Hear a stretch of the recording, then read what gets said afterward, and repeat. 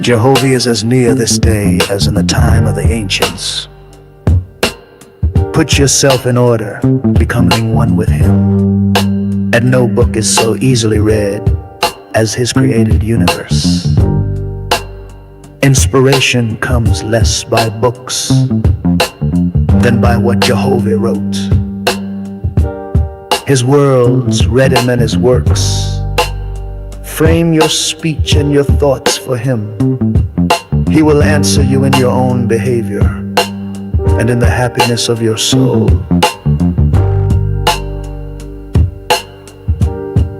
Great wisdom cannot be attained in a day, nor purity and strength to overcome temptation, till the growth is from the foundation.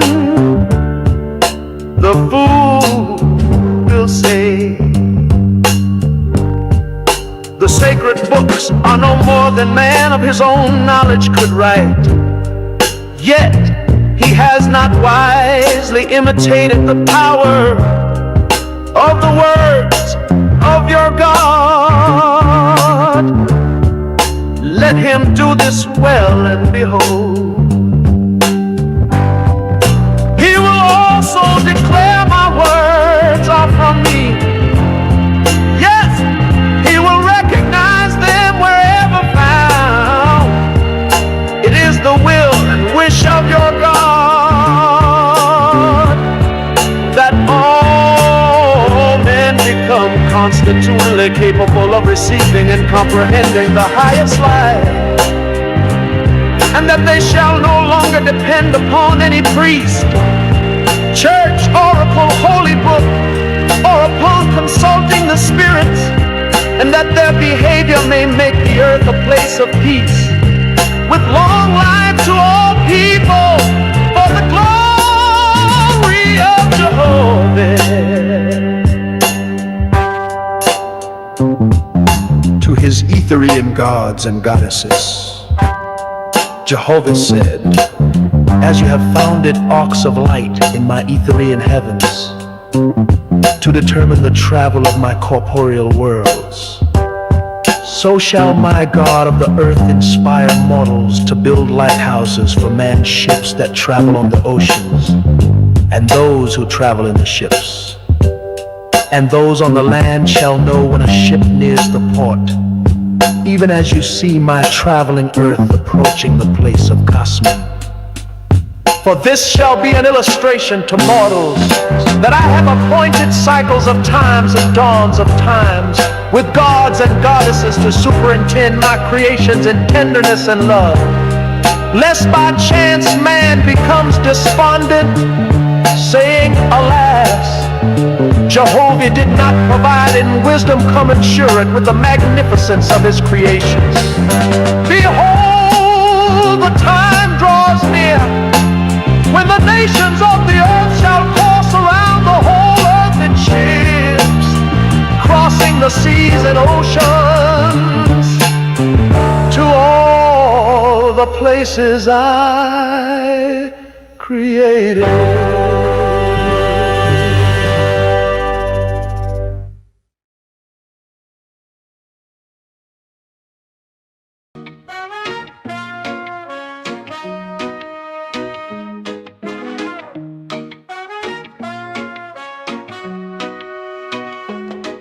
In the land of truth and light, where the spirits dance all night, the Creator gang shines bright, guiding us with all their might. Trumpets sound across the sky as we raise our voices high, praising the one most high, under the auspice watchful eye. We sing songs of love and grace in this sacred space. For the Creator gang we embrace, their wisdom we chase, with trumpets playing in tune under the silvery moon. We dance until the morning sun, this connection never undone. Harmony in every beat, our faith is concrete.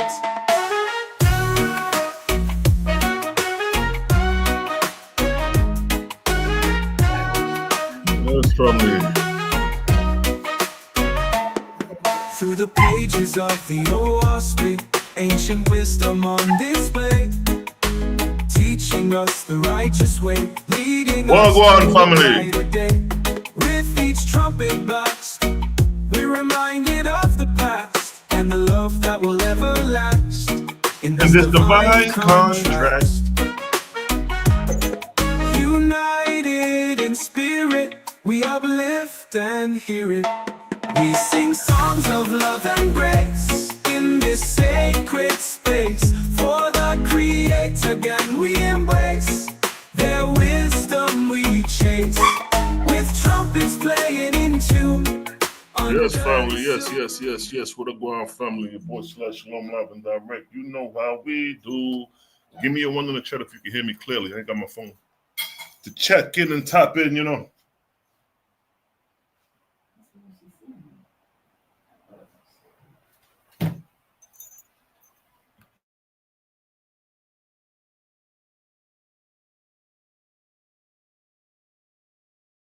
Yes. Well, go on. We got a one. Okay, I'm clear. What you talking about, two? What that two sound like? Oh, yeah, correct yourself. Yeah. Yes. Get a those in the background. Muffy, what go on, Muff? I was just doing a knowledge today, you know what I'm saying, on the Hebrew Israelites. I was thinking about how as Hebrew Israelites or as Israelites, we really stuck on nationality.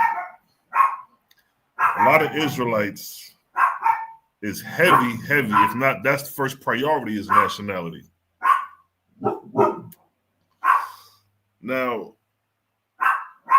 what's quite interesting is when we read the story of Noah in the Bible.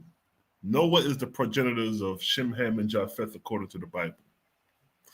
Noah's a person according to the Bible. Shem, Ham, and Japheth are their descendants. But we never get a description of how Noah looks in the Bible.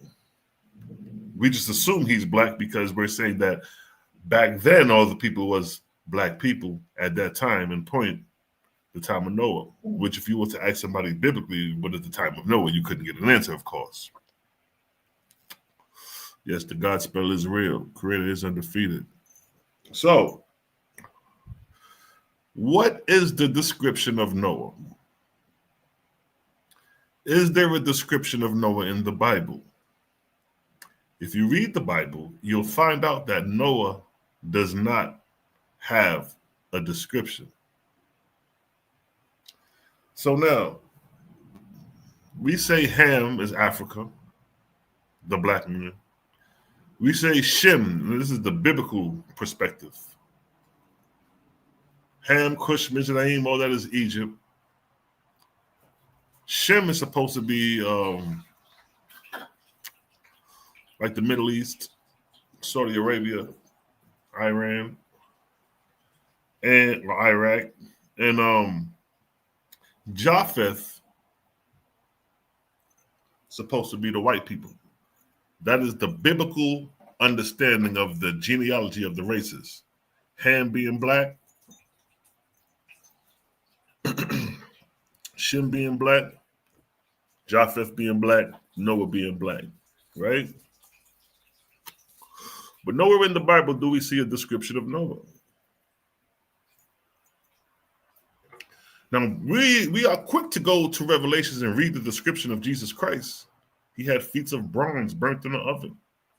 Or in Solomon, when he talks about he black, right? If we didn't have a description of Yahshua in the Bible, right? But we had a description of Yahshua, let's say, outside of the canonical text. Let's say the Dead Sea Scrolls gave a description of Yahshua. Or let's say the Gospel of Barnabas, some of these books that are not included in the Bible, let's say they gave them a description of the Messiah. Put it right there. You would know for a fact that they will go to those outside sources to verify the description of Yahshua. Right? Okay. You know that. They'll do whatever they got to do to describe Yahshua nationality. So now, the same rules would apply to Noah. The Bible doesn't give a description of Noah. We say Noah's black, but where can we find outside of the canonical text a description of Noah? You know where we go with this. What book has a description of Noah? We're gonna go to it. Can you tell me, Tikva? What book describes Noah? Harlem. Where them describe the big man them? We're gonna go to that. Since we so stuck on nationality, what book, Malachi, you don't count. What book describes Noah?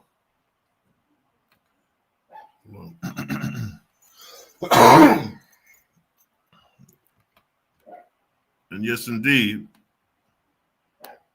Malachi is right. The book of Enoch. Has some music playing low in the background. So now, correct. The book of Enoch describes Noah. See, Tikva, you probably waited till Mally dropped that, and then you came with your answer, you know what I mean? But I'm going to give you the benefit of the doubt, of course. Enoch, them. Yes, I. So now, okay, the book of Jasper.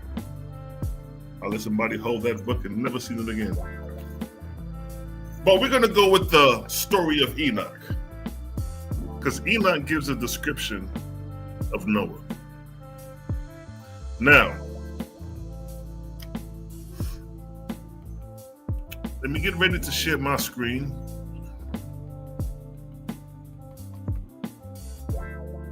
But first,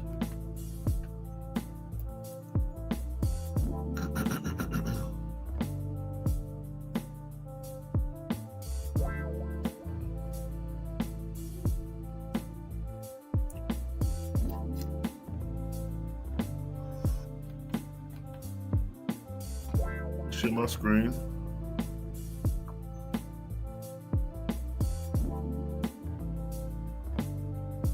Yes, sister, and yes, sister, and big up yourself, large up yourself, yeah?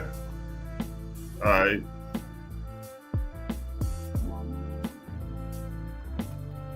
Let me get to it. I hope the music ain't too loud. I got it real low. Let me go to my phone real quick and see how it's sounding.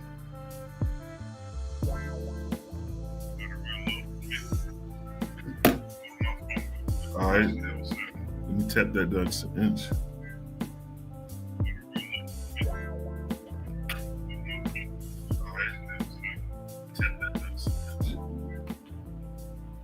All right, there we go.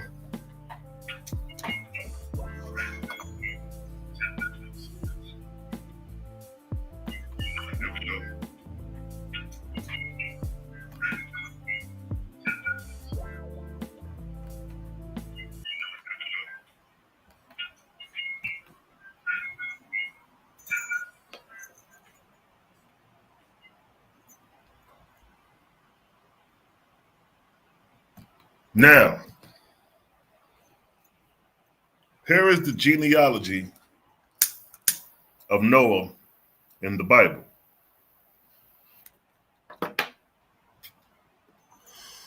Genesis chapter 5, verse 18 through 24 gives you the lineage leading up to Noah.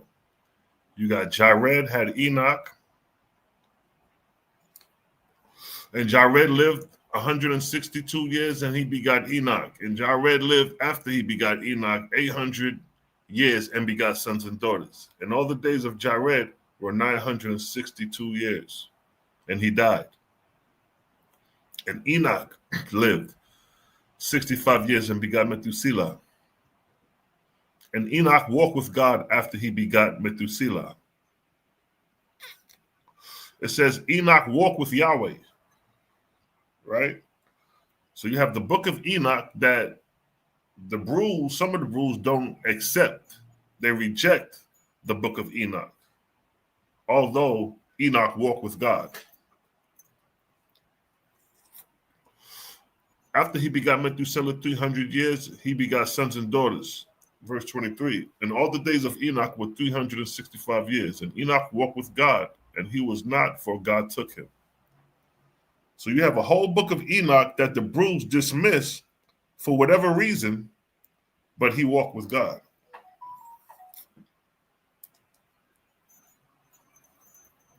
So check it. Lamech lived 182 years and begot a son. And he called his name Noah, saying,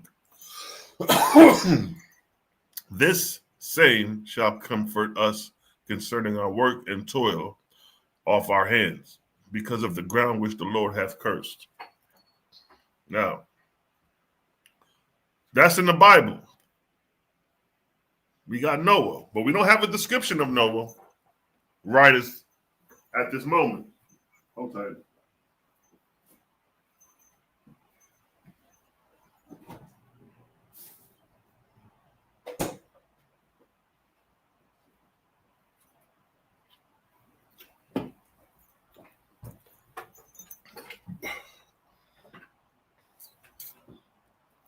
So now, coming back to it, what is the description of Noah? Now we come to the book of Enoch, the book that they reject, and we find the description of Noah. In the book of Enoch, fragment of the book of Enoch, chapter 106, look what it states. And after some days, my son Methuselah took a wife for his son Lamech. And she became pregnant by him and bore him a son. And his body was white as snow. What are we talking about? It didn't say his body was like copper burnt in a furnace. What's going on here? Noah, the progenitor of the blackest man on the planet, Ham, descends from a man white as snow. And it's not far-fetched because we have a description of a man white as snow, hair and all. So now what we got to say? Nah, man, see, we don't really follow the book of Enoch because, the book of Enoch, blah, blah, blah, blah. Nah, dog, you got to deal with it. Because if you want to get picky, then we could go back to the compiling of the canticles, compiling of the text, showing you how Origen, goddamn some of these other early Christian fathers selected books that they wanted to have in the Bible. Huh?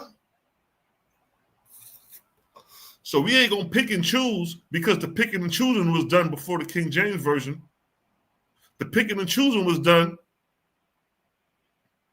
during the time between the 1st and the 3rd century and coming on down. Don't let me pull that out. So we're not going to talk about picking and choosing because we got something for that. Anybody who want to talk about picking and choosing text, we got how your Bible was picked.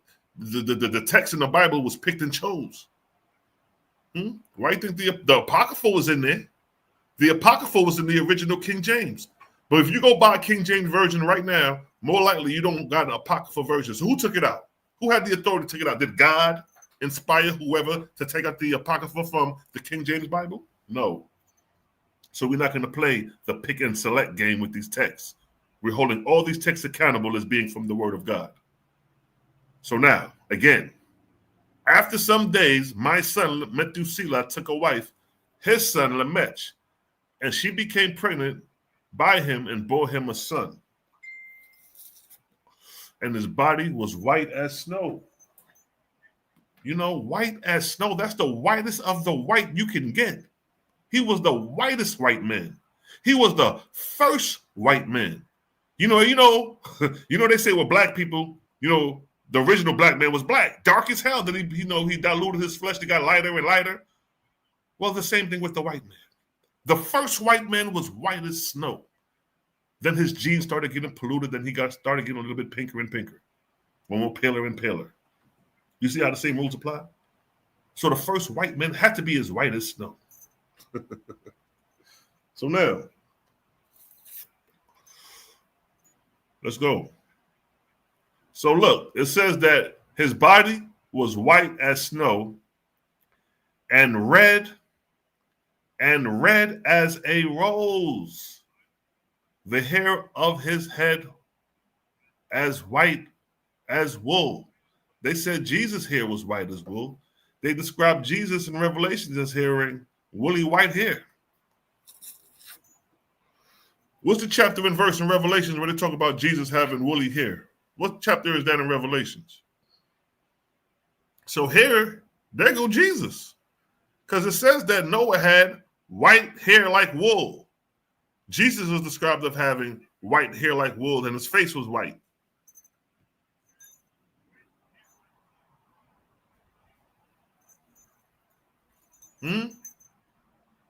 Precept. Precept in the Owaski Bible, first book of the First Lord, when it describes the irons as being white and yellow. So everybody wanted to clown us when we brought this information out about the irons in the Owaski being described as these white and yellow people, right?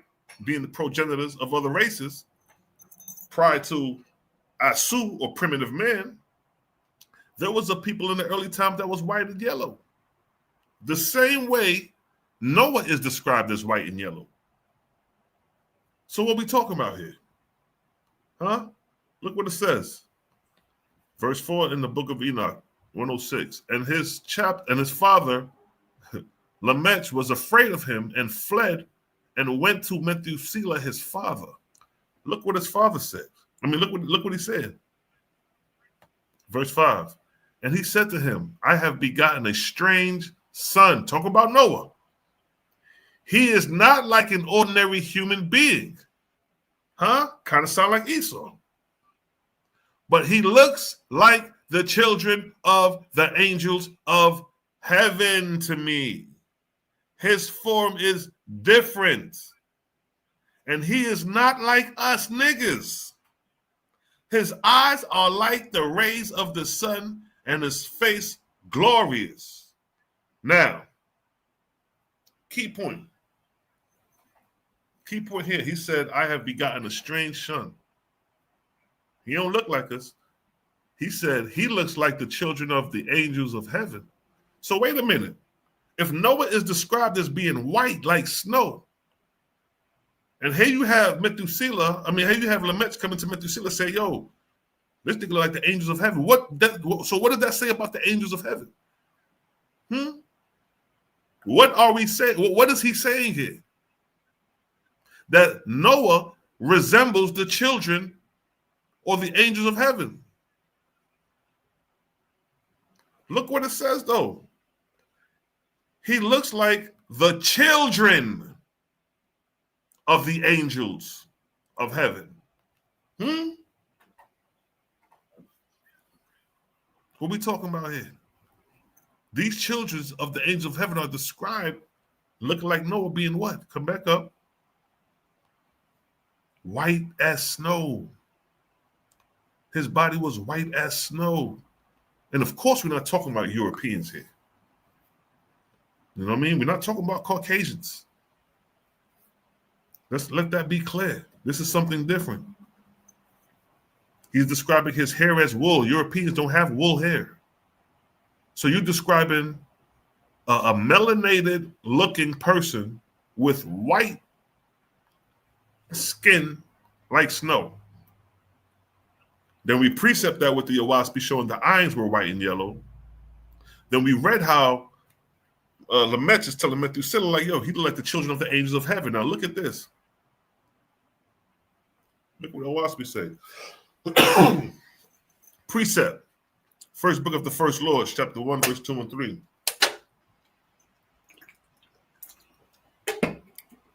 So it came to pass.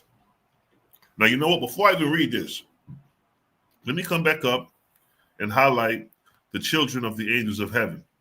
Let me highlight that because Lamech is describing Noah as looking like the children of the angels of heaven. Now, let's go back. and see why would he even reference that idea. Now, when we go to the book of Jehovah, chapter 6, verse 14, 18, and 19, we get the answer. Book of Jehovah, chapter 6, verse 14. There alighted upon the new earth millions of angels from heaven. But many of them had not fulfilled the corporeal life, died in infancy. And these angels did not comprehend procreation or corporeal life, physical life. So here we have millions of angels alighting upon the new earth. So we're talking about the beginning. And angels by the millions are on the planet. Now look what it states next. And keep in mind, these angels died in infancy. Noah describes the children of the angels of heaven, children. These angels died in infancy. So they have a children-like nature, not understanding corporality. So now, verse 18. But those who had never learned corporeal things, being imperfect in wisdom, did not understand Jehovah's words when they dwelt with the Asuans, the Adamites, and were tempted and partook of the fruit of the tree of life, and lo and behold, they saw their own nakedness, meaning their offspring. And there was born of the first race, Asu, a new race called man, thinking man, comprehending man, Homo sapien. And Jehovah took the earth out of the travel of Simu, and the angels gave up their corporeal bodies. Now look at this. And the name of the first race was Asu, because they were of the earth only. And the name of the second race was Ions, because they were capable of being taught spiritual things. So here we have why Lamech would have called Noah resembling the children of the angels, because they still understood during their day that the angels interbred with Asu, producing a new race of offsprings of humans on the planet, and the gene pool, the DNA of that strand, was found in Noah. He was described as white and yellow, the same way the first race or the second race is described. Right? Look what it states. And the Lord brought the angels, first book of the first Lord, chapter 1, 2, and 3. Chapter 1, verse 2 and 3. And the Lord brought the angel of heaven to man. See that? And the Lord brought the angels of heaven to man. By his side, they took on forms like man, having all the organs and attributes of mortals. So these angels had working body parts, reproductive systems, for it was the time of the earth for such things to be. So it came to pass that a new race was born on the earth, and these were called Ions, because they were begotten of what? Both heaven and earth. Consequently, it became a saying, the earth, Asu, conceived of the Lord, the Ions, through the mixture of the angels. So the Owaspy is showing you the root of where the gene pool of these white and yellow offspring descendants stem from. It's a crossbreed between primitive man and ancient ancestors who came to lift them up.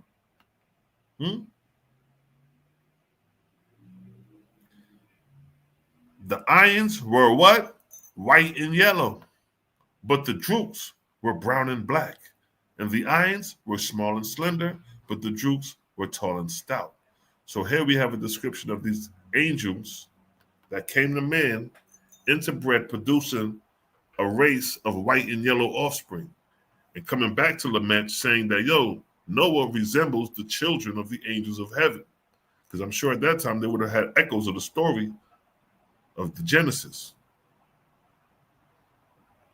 Coming back again, a new race was born on the earth. They were called Ions because they were begotten of both heaven and earth. And here's a description of how they would have appeared, with woolly hair, with white skin.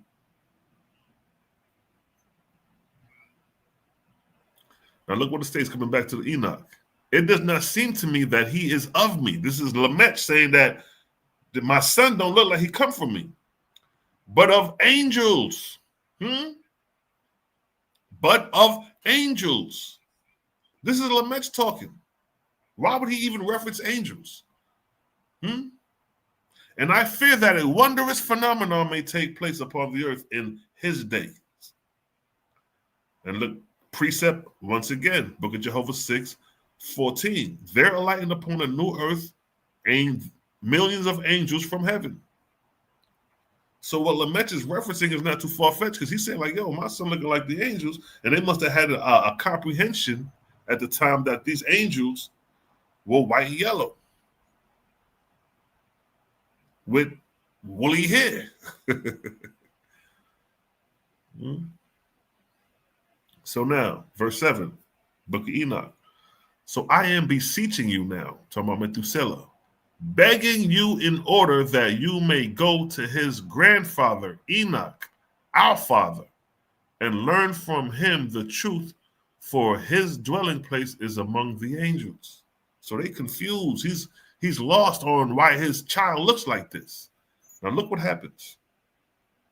Verse 10. And now, my father, hear me, unto Lamech, my son.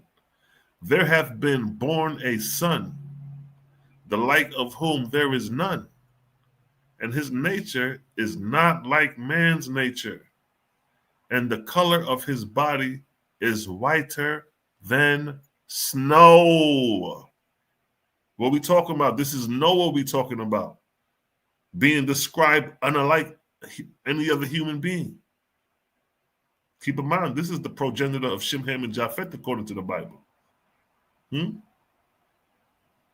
And redder than the bloom of a rose, and the hair of his head is whiter than white wool.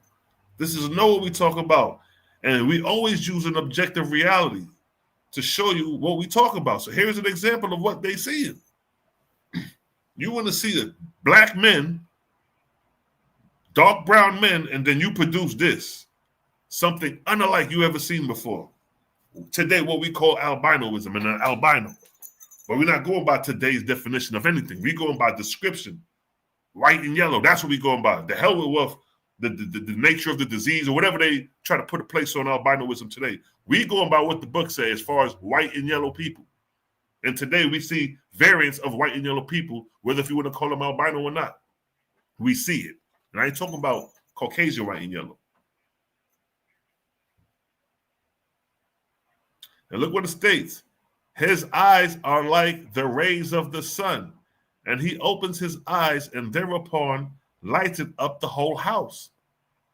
And he arose in the hands of the midwife, and opened his mouth, and blessed the Lord of heaven. This is Noah we talk about. Right? Verse 12. And his father, Lamech, became afraid and fled to me, and did not believe that he was sprung from him. He like, yo, this ain't my son. But that he was in the likeness of the angels of heaven.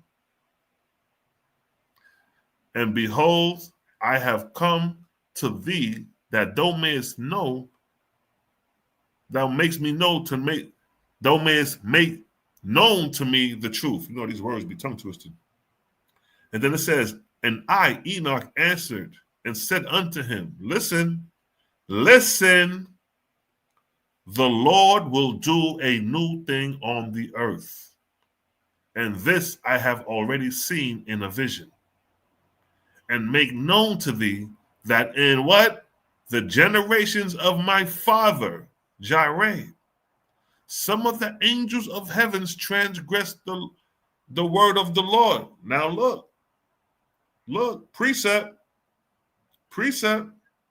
Owaspi, Book of Jehovah, chapter 6. But those who had never learned corporeal things, being imperfect in wisdom, did not understand Jehovah's words, and they dwelt with the Asuans and were tempted and partook of the fruit of the tree of life. And lo and behold, they saw their own nakedness, and there was born the first race, born of the first race, a new race called man. This is the transgression that Enoch is referencing. The transgression of the angels mating with mortals is backed in the Oahspe with this verse here. This is the transgression of the law. The law was given to the angels, not to interbreed with man.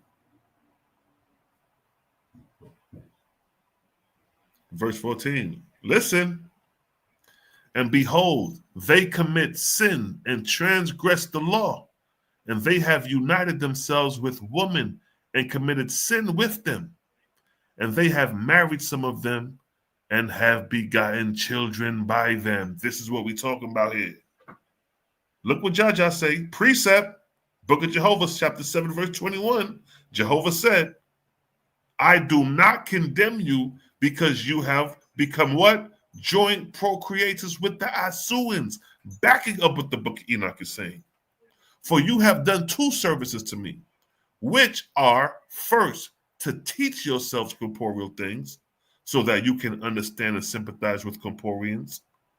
And second, you have caused the earth to become people with those who are capable of immortality. So here the Oahspe is showing you that he did not condemn the angels for this act, but this will be a lesson for you, not for the creator. For you, this is your act. You got to clean this up. You got to be now redemptive of the children that you produced.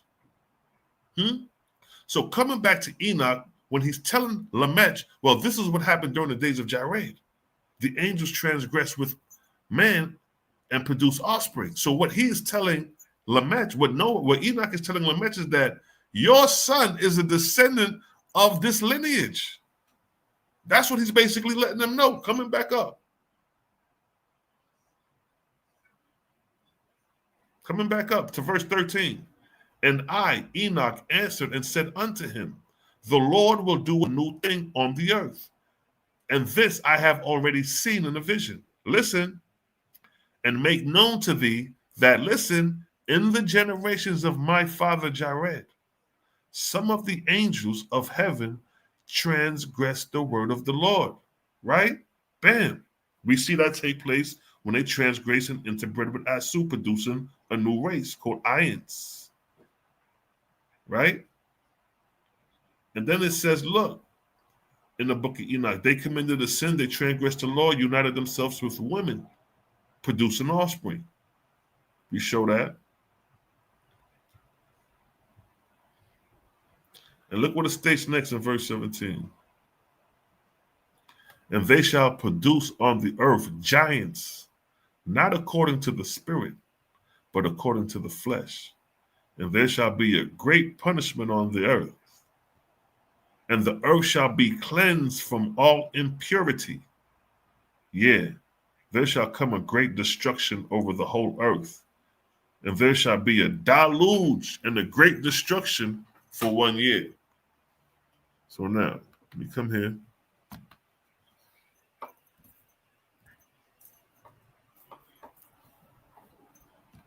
Let me go to the 16 synopsis of 16 cycles real quick.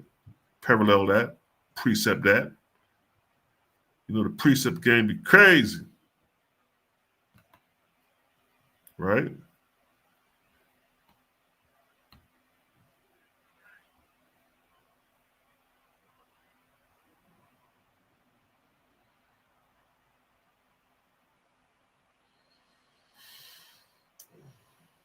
So now, watch this. So coming to the book of Enoch, right? What Enoch is describing here, what's being described here as far as the destruction, right here. It says, and they shall produce on the earth giants, not according to the spirit, but according to the flesh, and there shall be a great punishment on the earth, and the earth shall be cleansed from all impurity. Yeah. There shall come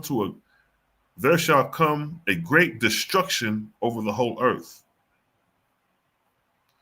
And there shall be a deluge and a great destruction for 1 year. Now, when we go to the Oahspe Bible, Book of Synopsis of 16 Cycles, chapter 3, verse 16, we have the council deliberating on sinking the continent of Pan based off the low nature of man at this time. So now, verse 16, and now the council deliberated, and after a while caused the records of the earth and her atmosphere to be examined.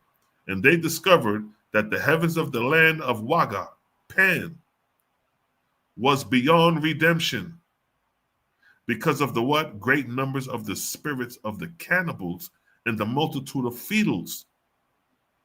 The condition of Pan and her heaven was as if a disease in the flesh healed over externally, leaving the root of this disease within. Accordingly, the redemption of the cycle did not remain with her, but evil broke out continually in a new way, right? So here's the description of the destruction going on. And then you have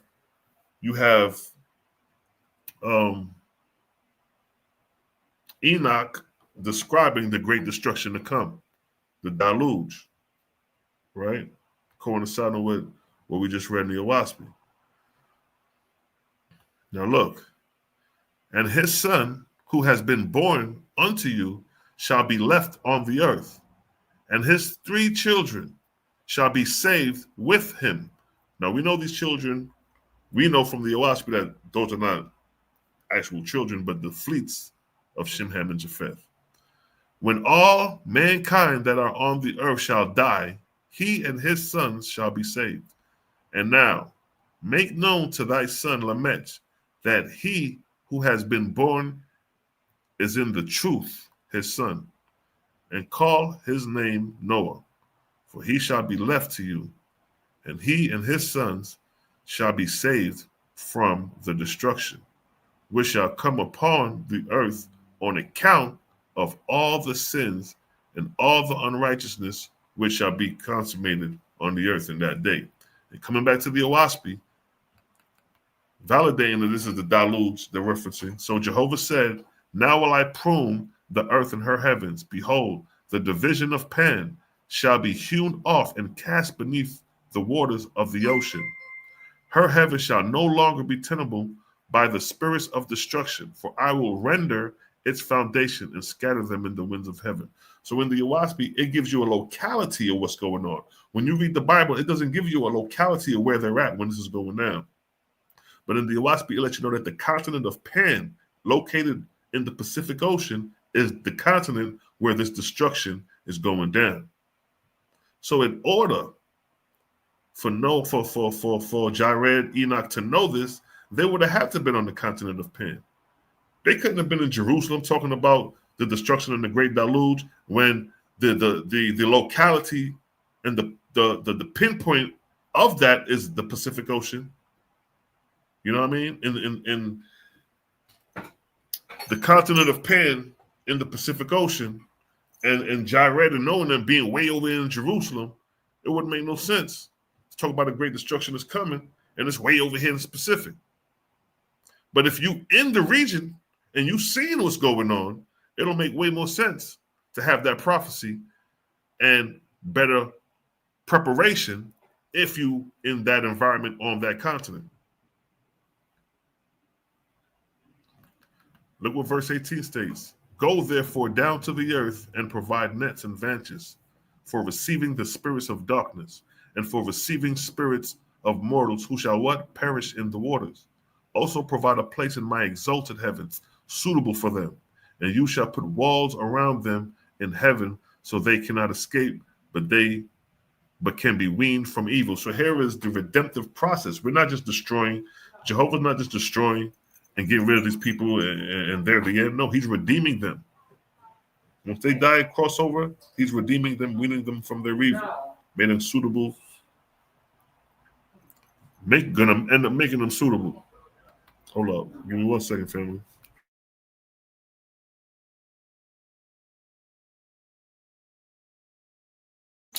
Yeah. All right, so now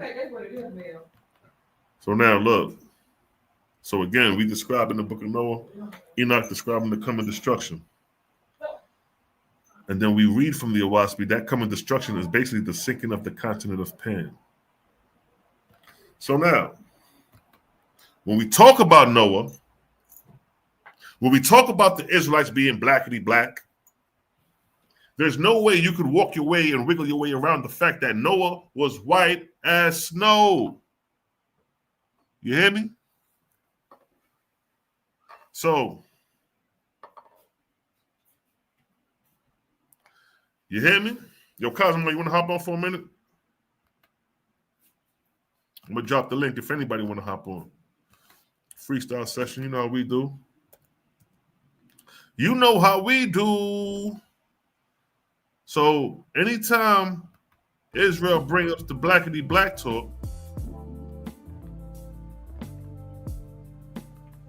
you know what I mean? We got to identify, well, Noah is described as being white as snow.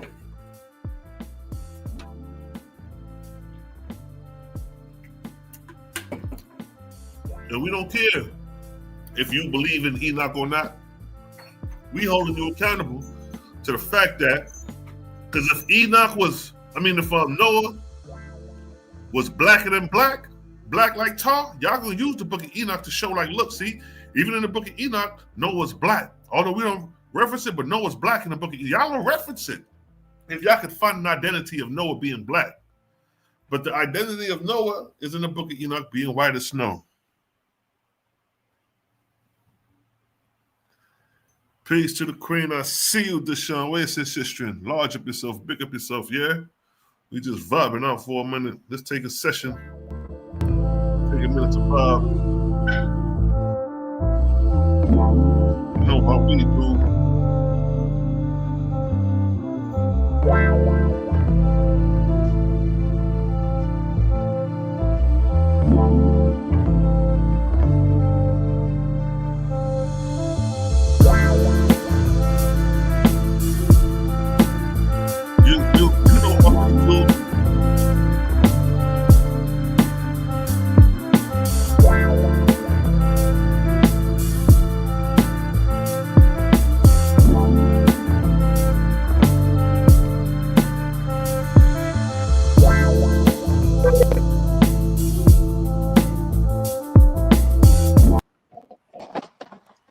Cosmon Kruger in the building. What's going on, King? Oh man, what's the word, Jelly Bird, man? That's a fire lesson, bro. Yeah, you know what I'm saying? Yo, give me your opinion, man. Talk to me, man. What's going through your head on this one, yo? You know what? I don't know why I never put this together as much as my brain put things together. But it does say Abraham had skin white as a rose, white skin with red tints as a rose, but it said his hair was white and woolly. But it also says that Jesus's hair was white and woolly. Right. So does that mean Jesus had the same skin tone? Right, that's what I'm saying. Because a lot of people argue that they say in Revelations his face was white. Right. No, but it actually says it's hair. Right. Mm. So it's like that. Do Jesus Yeshua descend from the Mayans? Right. Does he come from Noah? It wouldn't make if sense. He comes from Noah, it's more than likely he has the genetic to produce not only white skin, but we know he has to project the genetics, to produce white hair. Right. So if he has the one to produce one, why wouldn't he have the one to produce the other? Facts. Interesting. How are you gonna work around the fact that Noah being white as snow, but then you got Ham, black ass Ham? Let me dump this real quick. And not only that, you dig what I'm saying? I never get the Say it again. I said it's not only that, but you never really get the explanation of where do the white people come from. Well, if your daddy white, if Noah white, but then they missed the point because that ain't got nothing to do with his phenotype. That ain't Right. got nothing to do with his ethnicity, his culture, his heritage. But Right. since they dumb it down on a low hanging fruit level of just color, we can just go by the text and distort what you're saying and just prove that it's not correct. Right. We don't got to add nothing to it or nothing on it. You dig what I'm saying? You don't never hear niggas talking about Noah, like the hard-body Israelites who be on the nationality, the black man and all that. Yeah. Niggas don't never talk about Noah being white as snow. Nope, sure don't. It's like niggas trying to hide that. Well, Trying to hide the the white fact man that did tell y'all he was out of Africa. Facts. He did say that. He said all y'all came from Africa. All y'all. That's crazy, yo. You dig what I'm talking about? So if that's what you rolling with, but my thing is, okay, if now you must, first of all, you must agree with Owaspy and what we saying, that your progenitor is an albino. Right. Case in point. It's either that or you admitting that he a white man. Which one is it? And then according to the Leviticus law, what's the law? Mally still in here? What's the law in Leviticus when they talk about the yellow hair coming out the skin and is a unclean or whatever the fuck? What? Yeah. Oh, you ain't heard. Let me pull that one, kid. See, if the Brews were smart, they could have used that against us, but them niggas ain't real strategic. Let me find that verse where they talk about that. Now they know exactly what I'm talking about. Or to say if the hair come out is I'm about to get it, son. I'm about to get it. Let me find it real quick. Man. Yep, I found it. Leviticus 13:30. Let me pull it up real quick. Let me get the blue letter. Yo, if these niggas were strategic, man, they could have came. They could have did some things. Of course, we gonna counter it. You know what I mean? But just being a debater, it'd be certain things I'd be seeing that these niggas could have used. Yeah. You know what I'm saying? I'm like, yeah, good. These niggas ain't used that, so we ain't got to worry about that for now. You know what I mean? Right. All right, let me get my screen real quick. Hold up. All right. So, what I say? What was it? Was it 30 or something? 30, yeah. Leviticus 13:30. All right, boom. Here we go. Right here. Look what it states. Then the priest shall see the plague, and behold, if it be in sight deeper than the skin, and there be in it a yellow thin hair, then the priest shall pronounce him unclean. It is a dry scowl, even a leprosy upon the head or beard. Ooh. So they trying to say that yellow thin hair that shit coming out your skin is a plague. It's a plague. So what are we saying about Noah? Exactly. So Noah is a plagued, decrepit leper. Is that what y'all saying? You see how easy it is to refute that? Right. You dig what I'm talking about? And then something was wrong with him. Something was different about him because Lamech said, "Yo, he don't look like none of the rest of my kids." He probably thought the wife was cheating. Yeah. But then if she was cheating with who? They don't even explain to you that it's other verses in other texts that explain that white skin is the curse of Cain. Right, facts. So are you saying that Noah was cursed with the curse of Cain from day one? Mm. And God saw nothing wrong with his lineage.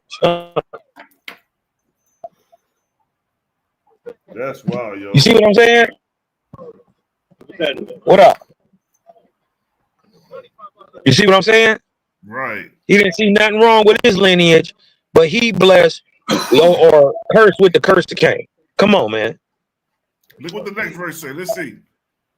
So hold on, let me read that verse one more time, and then we're gonna go to the next one. So it literally starts from Leviticus 29, where it says, if a man or a woman have a plague upon the head or the beard, then the priest shall see the plague, and behold, if it be in sight deeper than the skin, and there be in it a yellow thin hair, then the priest shall pronounce him unclean. It is dry and scale, even a leprous upon the head or the beard. See, if the bruise was small, nigga, they could have used this against the irons if they was real strategic. You know what I'm saying? They could have used that to try to run some numbers against us, but see, I'm a strategic debater, so on both ends I can see where to attack. You know what I'm saying? So now look at this 31. And if the priest look on the plague of the scale, and behold, it be not in sight deeper than the skin, and that there is no black hair in it, then the priest shall shut up him that hath the plague of the scale 7 days. Whatever that. And in the 7th day, the priest shall look on the plague, and behold, if the scale spread not, and there be in it no yellow hair, then the scale be not in sight deeper than the skin. He shall be shaven, but the scale shall he not shave, and the priest shall shut him up, that he have not the scale 7 days or more. All right, they're going to some other shit now. So I just want to show like how, according to the Bible, a yellow thin hair under your skin is a curse. Is a plague, I mean. Dang. And when we see Noah right here, we go up to Noah, not only do he got yellow thin hair, but it's over his whole goddamn head. Right. And if Noah white. Right. So riddle me this, Cosmo. According to the Bible, a yellow thin hair, which this is a yellow thin hair right here, was a plague. So according to Leviticus, is Noah a plague? Is he plagued?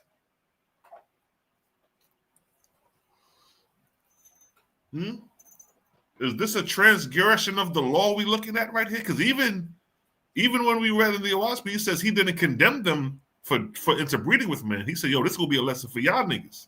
This is what y'all produced. In the Bible, it got it as them committing sin, transgression of the law. But then it got these niggas white and yellow. So you got some white and yellow niggas running around the planet now. That wasn't here before.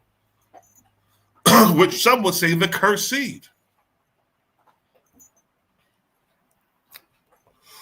Yo, that shit is wild.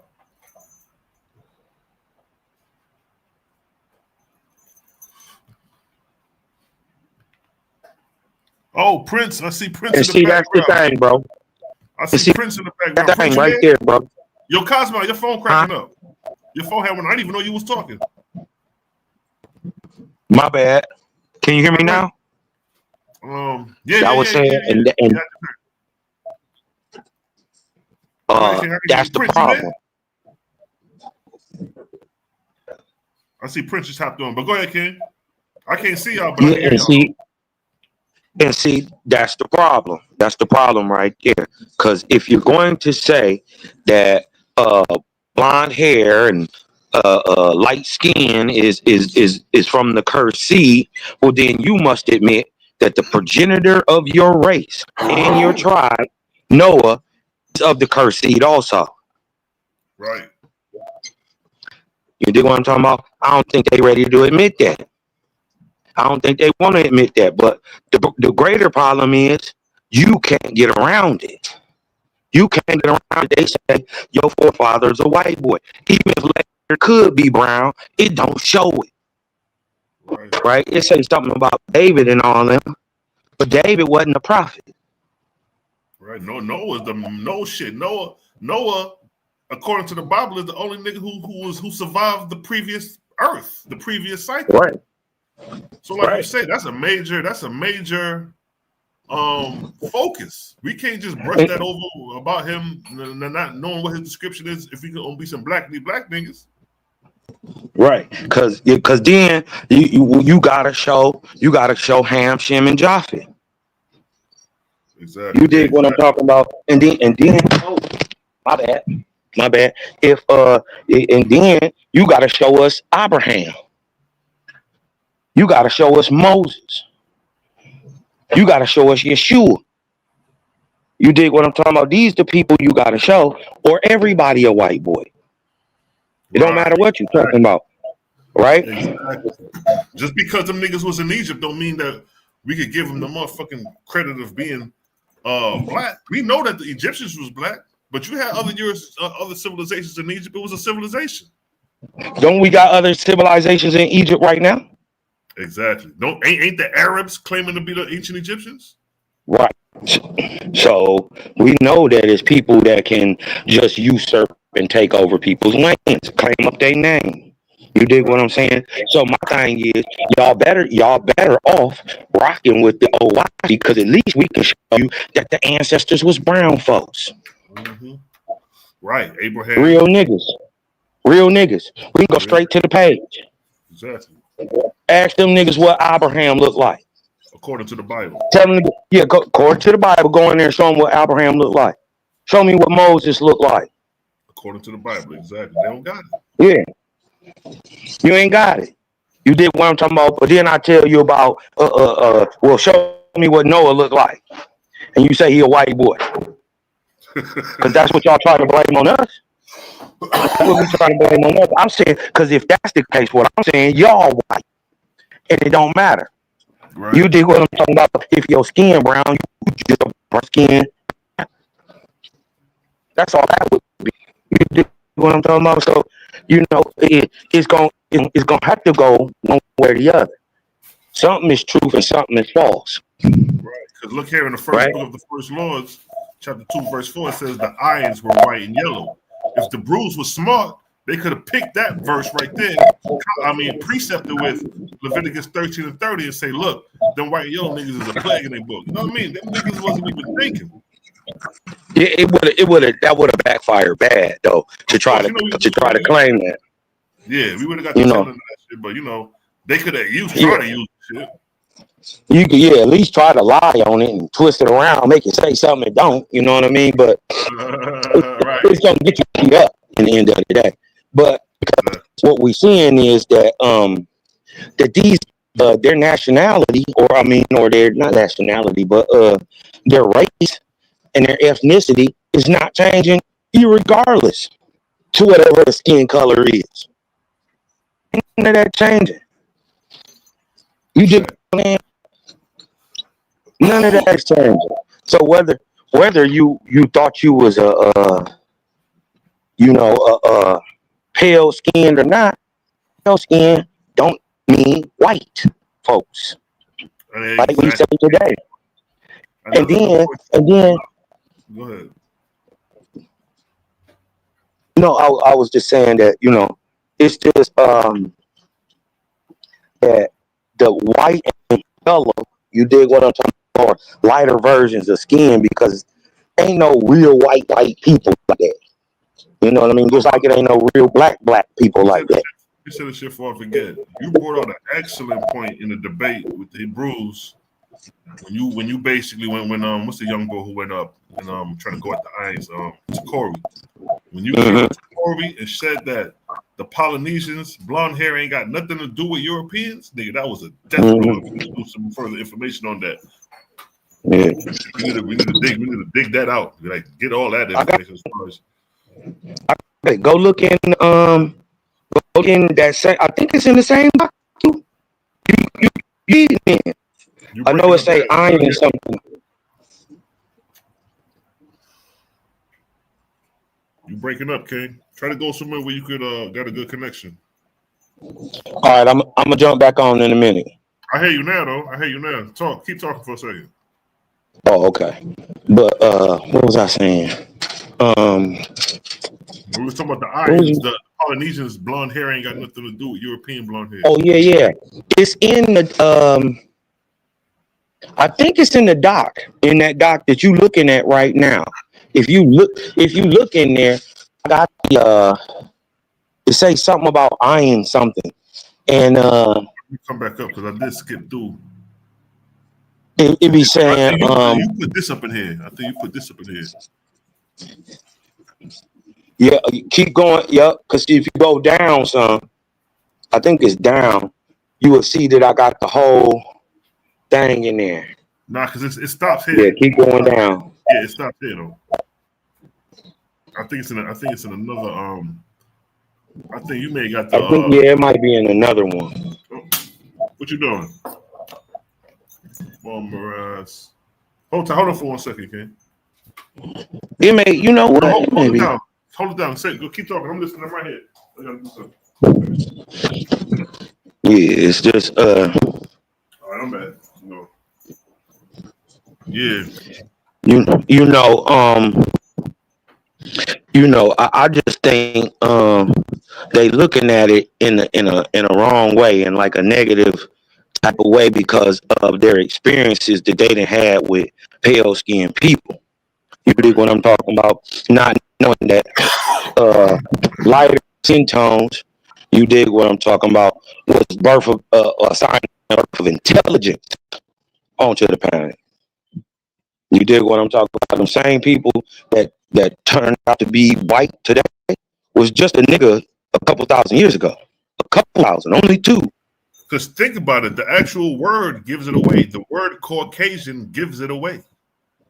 Yeah. Caucasian, Asian. So they saying that these particular people come out meaning central. And central. What'd you say about central? Means central. Okay, right.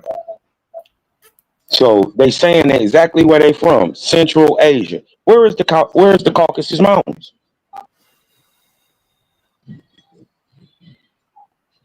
You hear me? Right. Right there. Where the Caucasus Mountains? Man, Central Asia. Exactly. You know what I mean? It's interesting, though. Yeah. We don't really talk about white people other than the Ions. And then then they not white people. Exactly. And then the next mention about Europeans is when it talks about freeing the slaves under the barbarians. And they the slaves. European is the slave. He getting 300, 400 years. He getting enslaved by the barbers in the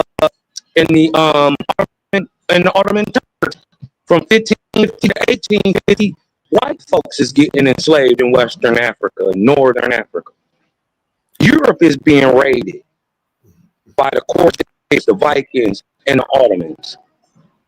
Yeah, I'm gonna brought that out in one of your lives and shit. They don't tell that part of the story, right? So, what you saying, yeah, that a lot of these people that they calling over here, they got over here and they said was slaves and niggas was actually white boys from Africa.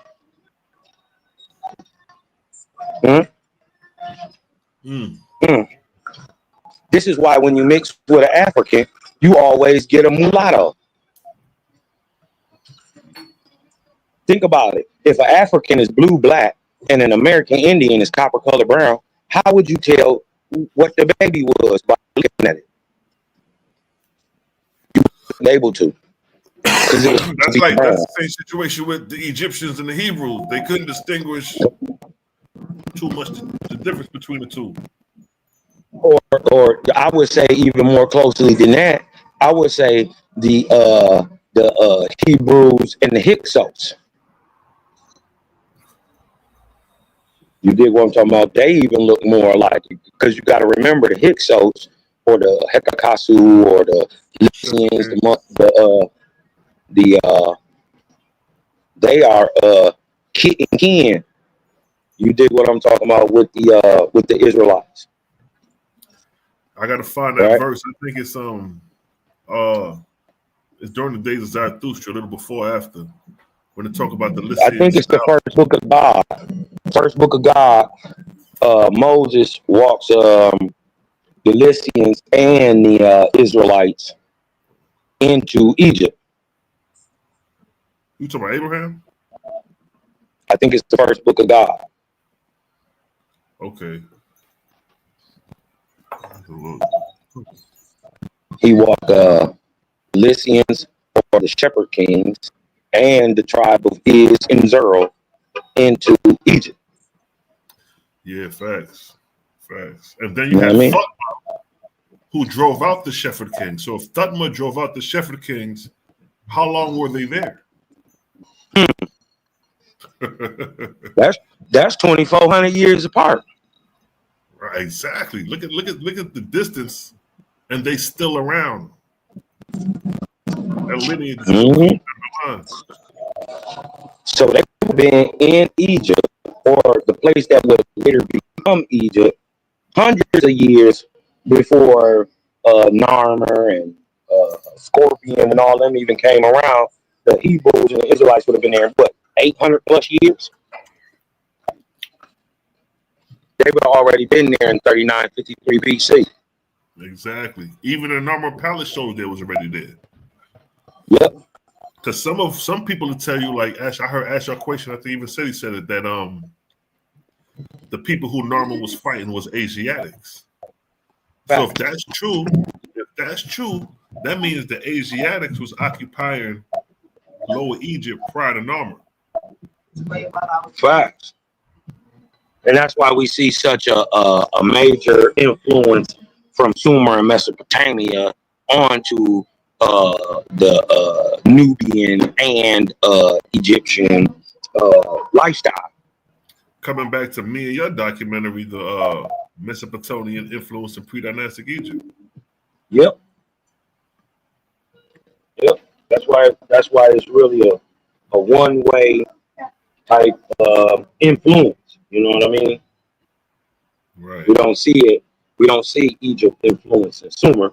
We see Sumer influencing Egypt.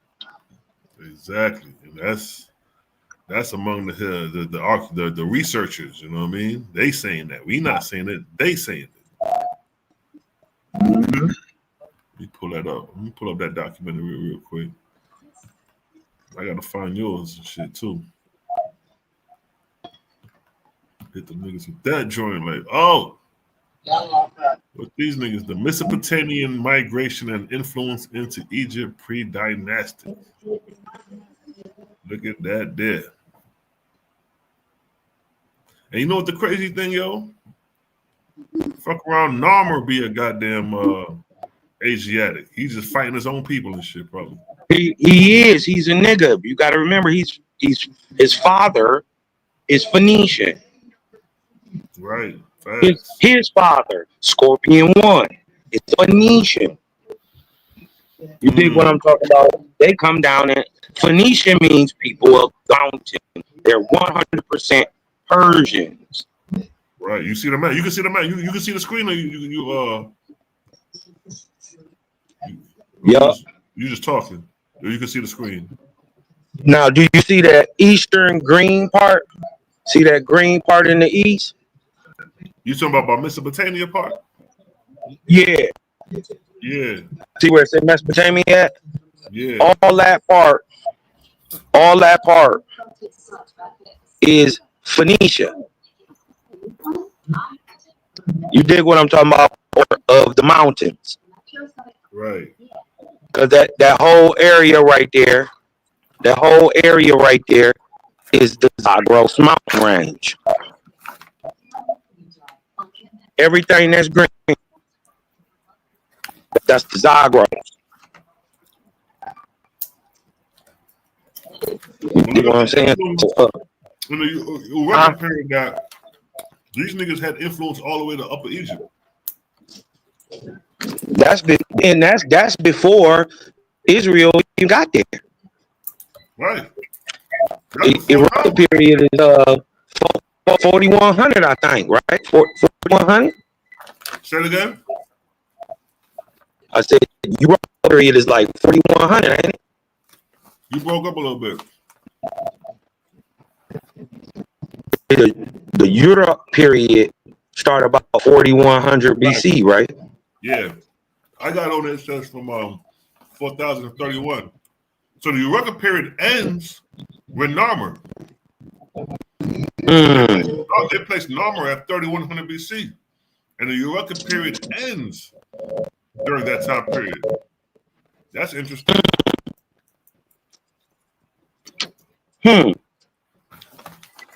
That's interesting.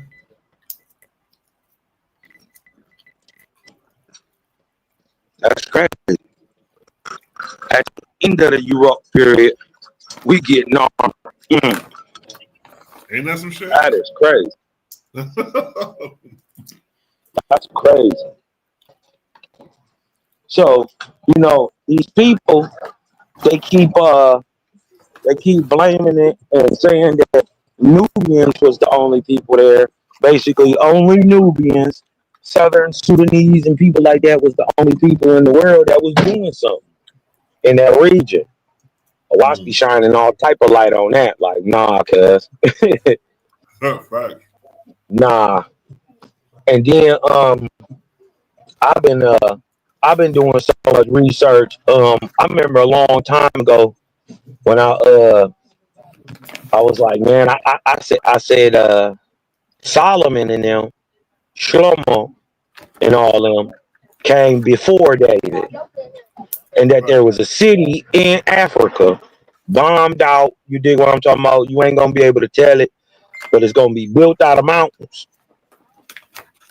It's gonna be built out of mountains, but they're gonna be melted. Man, I went and man, there's so much stuff I've been putting together on that because they got a whole society out there in like it's south of Egypt, but it's like in Chad, like in the Chad region. And it's I'm forgetting the name of it right now, but it's a lost civilization carved out of mountains. Right, and they can't figure out how was these people doing this. You dig what I'm talking about? But what the even more dope part about it is, you dig what I'm saying, is what we're seeing is the remnants of something that was even bigger and grander and better. You dig what I'm talking about? And it's magnificent. What we're seeing, you know, it's magnificent. They can't understand how it was done and all that. But there's a greater history beyond that. So, and if I can show that David, you dig what I'm talking about, comes after his son, ooh-wee. You dig what I'm talking about? That the son was born before the father. Right. Ooh-wee. That start to throw a little monkey wrench in all them plans because I'm starting to believe. You dig what I'm talking about? Now I don't believe too much. I don't believe nothing really. So this is a theory right now. But I'm starting to believe that David wasn't a real literal man. Okay. Elaborate. David is an idea. Okay. That's what I'm starting to get into the understanding that David may be an idea or a justification for war. You dig what I'm talking about? So, need to bring some of that stuff out too. You know what I mean? That'll be interesting. Because we got so much stuff that we could bring out, but you dig what I'm talking about? We only like to point at the stuff. Look, we can prove this. Boom, bam, boom, boom. You know what I mean? So we're not here talking with niggas. But there's some theories.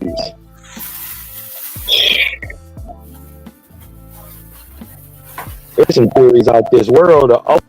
How you looking deep into some stuff. Wasp be heavy researching the unknown like a motherfucker. Yo. Answers too. Yeah. And the crazy part is, Owaski said gotta be an answer. It must be. If it's gonna be objective and it's truth, it's gotta be an answer.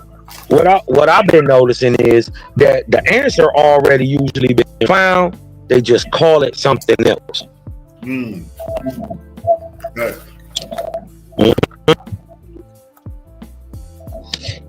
You dig what I'm talking about? Like they wondering why I did a little show on 31 Atlas, 3i Atlas, the little comet. They don't understand why the comet has a tail in front and in back of it. So I went and showed why it has a comet, and the reason a WASP gives for it is it's polar spin, right? It's got a spin around its axis, right? But it has a polar spin too, a east and west spin and a north and south spin, and it's because the north and south spin is great at the same time that the east and west spin is. It pulls in both directions, forwards and backwards, while it still spins on its axis. So they didn't understand that, but the whole reason is because of the polarity. So they asking the questions, polarity of this and that is but they didn't already gave themselves the answer, and they're overlooking it. You dig what I'm talking about? So that's what I like about OWASP. It gives you a reasonable way to look at something. Right. Like, how is it doing that? And then you go right here, and it's because of the polarity from the pole. Not just that it's spinning. Actually, it's got a what they call a weak force. Vortex here, what we call weak force, which is magnetic. You dig what I'm talking about? Strong force is electric. You dig what I'm saying? So they ain't put it together yet. Right. And then the ships, by the time they got to the Earth atmosphere, they had to match the energy. You know what I mean? Match the vortex. And the rotation. Right. You know what I mean? 1.5 million miles a second come through the vortex and tear the shit up. Yo. Man, did you see that? It's a video where they show all the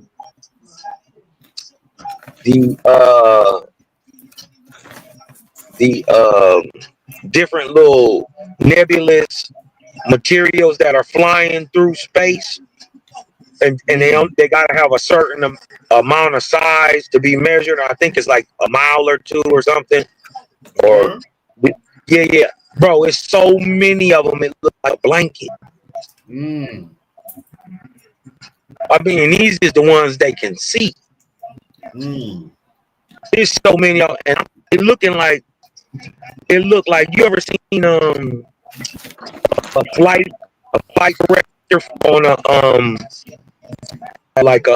airport, how they have the different flights flying at different heights by each other and different things coming in at different, it looked just like that, bro. Except it was thousands of them everywhere. And this is just like the old described. That's the crazy part. But these are ships. And we seeing that in real time. Right. So, man, I don't know. Yeah, we got the answers, yo. Yup. I know I ain't scared of it. Right. So they said this Atlas supposed to show itself or something? No.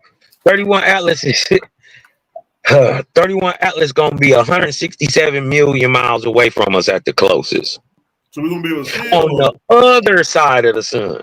Now, mind you, it's at its perihelion in 2 days. So it ain't gonna do nothing. It ain't gonna make no right turns. It ain't gonna make no left turns. Now that it stuck a microphone out there aimed at it, and it do sound like a jet. It's roaring like, but that's what it's supposed to do. It's a jet doing its stream through the air. Don't make noise. So them pictures they got of it, that's legit. They think it's alien ship. Mm. I keep telling them ain't no aliens ever been to Earth. And even the ones that did come, they was dead already. Right. You can't be a living, breathing alien and breathe Earth atmosphere. Right. Right? If you can breathe Earth's atmosphere, guess what? You're from here. You can't go to Mars and breathe Mars atmosphere. I dare you. Get your ass to Mars and go take a deep breath. Go to Venus and take a deep breath. You can't even go to the moon and take a deep breath. You can't breathe that atmosphere. Man, they probably got certain worlds where their atmosphere is made of methane. Like that's their main breathable atmosphere. Yeah, or whatever different elements. Any element. Nitrous. Right. You dig what I'm talking about? One could be, imagine if your air was ether though. And you breathed ether. Would that be like a water world, like a fish world? The people progress kind of like fish people? Right. Because ether to it. Right. But what if it's your air? Exactly. So, right? And I think people need to understand this, that if you can think of it with your limited mind. So when I'm at the store and I'm buying, if you can go to in your stores of your mind and think of anything, it's already been done. Right. It's just now about becoming aware of it. Somewhere it's been done. Right? That's the thing. That's one of the things that if you claiming to be the creator, you got to do everything. That's wild. You know, can't nothing be created without you. So those is even the thoughts. So if the thought can be thought of, right, and he understands that the thought is going to be thought, well, he got to already create this. Or else you're past your God or your creator. Right, so. That's what they not understanding. You know what I mean? So they be trying to put creator in this little itty bitty little box. It don't never work. That's why they can't comprehend creator when we explain it, because they're looking for a man. Mm-hmm. With limitations. Right. They're looking for the limitation God. The wheelchair God.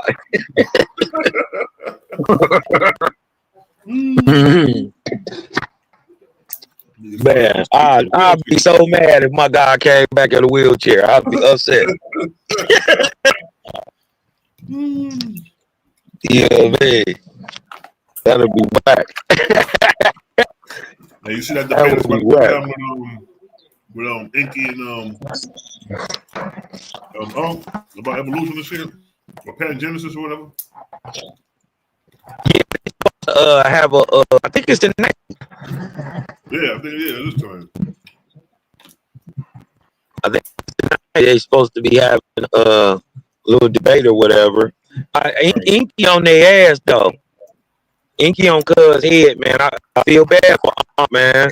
You know what I mean? Because Aunt didn't even know that he thought that Darwin came up with the theory of evolution. Right. So he's so far behind. You think what I'm talking about? You know, and that he thought he came on it by himself too. Right. And that's what Inky was showing him. And so nasty word. You know what I mean? It's gonna be bad. I don't know if I'm gonna get it, or if y'all want to kick in and, you know what I mean, get it or whatever. But I don't know. We got Prince on the line. That What's was- up, Prince? Hey, that was good. Can y'all hear me? What up, Yes, though? sir. What's good, man? All praises to the ever-present Great Spirit, man. Yes, What's sir. up with That's the right. big balls? That's right. Shopping that building. You know how we do. Yeah, man. Y'all mentioned something about Inky. Y'all talking about Inky or something? What y'all talking about? Minister Inky. That debate they got going on over there on Sunday tonight Oh, it's on Sonetta. Okay. with Inky and Yeah. Yeah. Yeah, them niggas are so low vibratory. Sometimes it's hard for me to listen to, but I'll check it out. yeah. I think you gotta pay. I think they're trying to get $30 or something for it. I'm not Oh yeah, paying no. 30. Hell no. You know what I mean? Like if y'all want to tap in and you know what I mean and do something, then I'm with it. But other than that, That boy Sailor over there making the pistachios look bomb though. I need some over there grubbing the things. But yeah, man. What's the word? Yeah, I've been hopping up on TikTok lately, just blowing up the streets with this higher light, and it's been pretty cool. You know what I'm saying? But one of the conversations I was dealing with earlier with a dude, he was talking about Inky. That's what I thought y'all was talking about. But he was talking about the Sumerian text, the Epic of Gilgamesh, which I just recently read not too long ago. And first of all, man, that whole story is crazy because they killing each other from Jump Street. Like the book opens up with the mother and the father having these gods, and then the gods is clamorous and loud, and the father get mad, and Inky kills his daddy in his sleep. You know what I'm saying? Then the mama get mad and turn around and try to kill the sons. It's like, what? Then they kill the mama and make the heavens and the earth out of her corpse. Like, this is crazy.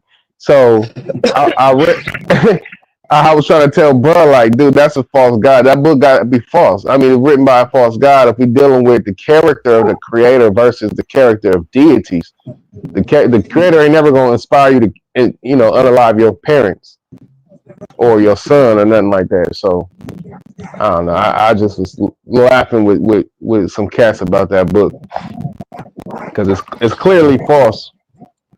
But the crazy part is Epic of Gilgamesh, the Lost Books of Anki, 7 Days of Creation, tale myth, are damn near quoted, are the ideology and understanding is quoted in the Bible.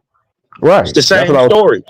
Yeah, that's what I was telling him. I was like, it's all cap. It's just all plagiarized cap. And if you saying that these Anunnaki gods are real creators and all that, where are they today? Mm-hmm. Exactly. Dead, done. You know what I'm talking about? Sumer is over with. The gods failed. Man, You know what I'm talking about? And then what they don't understand is the same gods of Sumer are the exact same gods of Egypt, are the exact same gods of ancient Persia, are the exact same gods of Africa and Europe. Some of them even in America. Yeah, man. That's what I said. False god. He was up there. He was up there beating up Bible thumpers with the tablets and all that, talking about how they came first and all that. But then I just went up there like the tablets is just as false. It's all the same false story because it's written by the same false god. Same false god, the Elohims. What do you think? Exactly. First of all, what do you think? What do you think Ankh means? It means land, Lord of the land. Guess what Osiris means? Guess what Adonai means? Land god. Landlord. Yep, Lord. Yep. It's all the same false entity being professed over different times by other usurpers. Right. That's what I was bringing out to the brothers, man. They can't see that. And notice we went from Egyptian text to Sumerian text to a Hebrew text, and they're talking about the same God, just in 3 different languages. Yeah, man, these cats so cold. They so duped by these guys, man. They trying to say that uh they don't understand the creator's character. That's what it is. They so caught up in the whole God, Lord. They don't know the difference between none of that. So Right. they was having struggles with my conversation. It was just too high for them. And you're Like, gonna realize that sometimes, many times, you bumping your head against a wall. yeah. I mean, but it's people on the thing about TikTok that's cool is, when you go into them chat rooms, people hear what you saying, they hear your side, they can follow you, and then when you go live, they can come, chat with you on what you was talking about. So that's how I've been kind of fishing, you know what I'm saying? But just trying to have a better, higher level of conversation because everybody I've seen on TikTok so far is just as bad as the conscious community. You know what I'm Man, saying? it's worse because the people on TikTok got less information, but they swear they do. They swear they got it. Man, I'm like, yo, this is That's crazy. why, I made a little TikTok. I only been on there a couple times. I went on your show the other day, but you had just got off the live. Yeah, I wish I'd have been able to catch you, man, because I think I was talking about this very subject, the difference between God's Lord God, and all that, and the Creator. Yeah. So, but yeah, man, I think that they, with this whole idea of Enki and Enlil, it's easy to knock that because they false gods too. So we still dealing with this idea of gods. Y'all thinking that Enki and Enlil is the creators? They're not the creator. And if you want to call them that, they false. You gotta let them know that any god that says he's the most high or the creator is false. Right. Any god.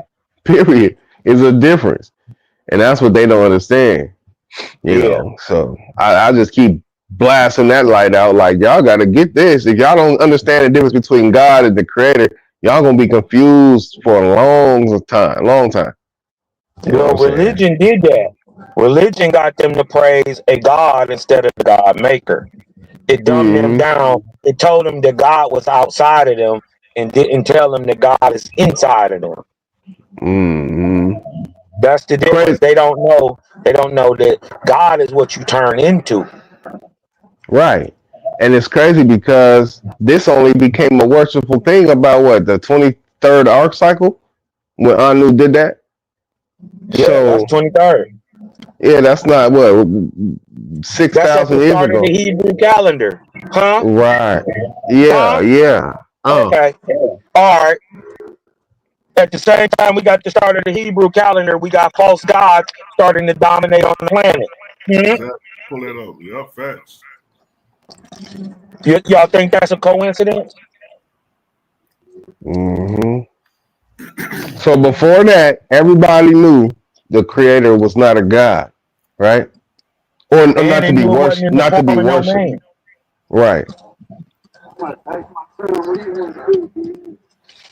That's crazy. It's indoctrination. You get what I'm talking about? This why dudes like Thoth of Egypt, what was his name in Ganesha and all them in India, all them is remembered because these is the people who are purportedly the first to write these doctrines down, and they become the Bibles of those days. Right, and they deify the writer of the text. Same thing they did with Thoth. They made a man who was the first physical prophet of Osiris a literal deity. Same thing they did with Ganesha. You dig what I'm talking about? They made him into a elephant-headed little boy who he got his head cut off, and then his daddy put an elephant head back onto his body. Wow. So he goes on to write the Mahabharata though. You know what I mean? He wrote it after it was dictated to him. So Right. same Mhm. thing that Thoth did. I You was know what gonna I say mean? too, because the calendar that he just brought up too is crazy, because that even, because we know Noah was an ark cycle, right? The 17th ark cycle, but they made Noah into a man. Even in what he was reading from Enoch, he's a white albino man. But what year is Enoch dated? Because is it dated around the same time as the ark cycle itself, or is it a different time date on it? There go Enoch right there. 3229 BC. From 3229. 3761 calendar years from Adam to who you say Enoch? Yeah. Yeah, from Adam to Enoch. When you calculate their years from 3761 BC, it brings you to 3229 BC. Enoch. Which arc cycle is that? That's It's the It's still the before. 23rd. It's the 23rd arc cycle. 23rd arc cycle. Yeah. Oh, okay. So it came after. It came after the actual event of Noah, of the of Pan. Oh no, you talking about Yeah. the time of Enoch. No, the time of Enoch, you gotta think Yeah. about this. Since we know Noah is a time. Noah started 153 BC. But Noah's daddy is named Lamech. Lamech lived 777 years. So you gotta go 777 years back from 153 BC. And then you gotta go 969 years, because that's the age of Methuselah, who is Lamech's daddy, right? 979 years. So you add 970 or 969 to the 770, and that'll be the time previous to that, the 365 years previous to that is the time of Enoch. So Okay, it would actually be 22nd arc cycle. Oh, the 22nd. Dang, that's still hella far after. My bad. 16th. My bad. It'll be 16th arc cycle. 16th arc cycle. Okay. Roughly halfway through the arc cycle. The arc cycle happens to be 3,400 years long. 3,400. 3,400 in the 16th arc cycle, and that's where Enoch's time was. So in the prophecy of Enoch, he's prophesying Noah as a man, but it was actually a time period, though. Well, think about it. If Noah is a time, what's Noah's daddy? A time too, mostly. Most okay, likely. Well, what was Noah granddaddy then? Same thing. If Noah is a time and his daddy is a time, what's his granddaddy? It got to be the same thing. A time. Okay, well then, Enoch is Noah's great grandfather. So if Noah is a time, guess what his great grandfather is? A time. Right. A 365 year span of time out of a 3,400 years arc cycle called the 16th arc cycle. Okay. And see, this is how I know. This is how we know Enoch ain't one man. Enoch is a series of seers. This is why different in these stories, the epics of Gilgamesh and floods and all that stuff, they go to the edges of the world to find Enoch. But multiple people went different ways. Certain people went to the west to find him. Certain people went to the east to find him. Why? Because it's a prophecy about a time in Noah that's 1,600 some years later. Damn. Okay, that makes perfect sense. Because that's what I was trying to figure out. I'm like, okay, so where did this whole book of Enoch even come from, first and foremost? Because if Noah's not a man, then what we talking about? You know what I'm saying? Him being out. I get the whole idea of the ions, you know what I'm saying, lining up with the 16 cycles in the Oahspe, and that ideology of them, the angels coming down and mating with Asu.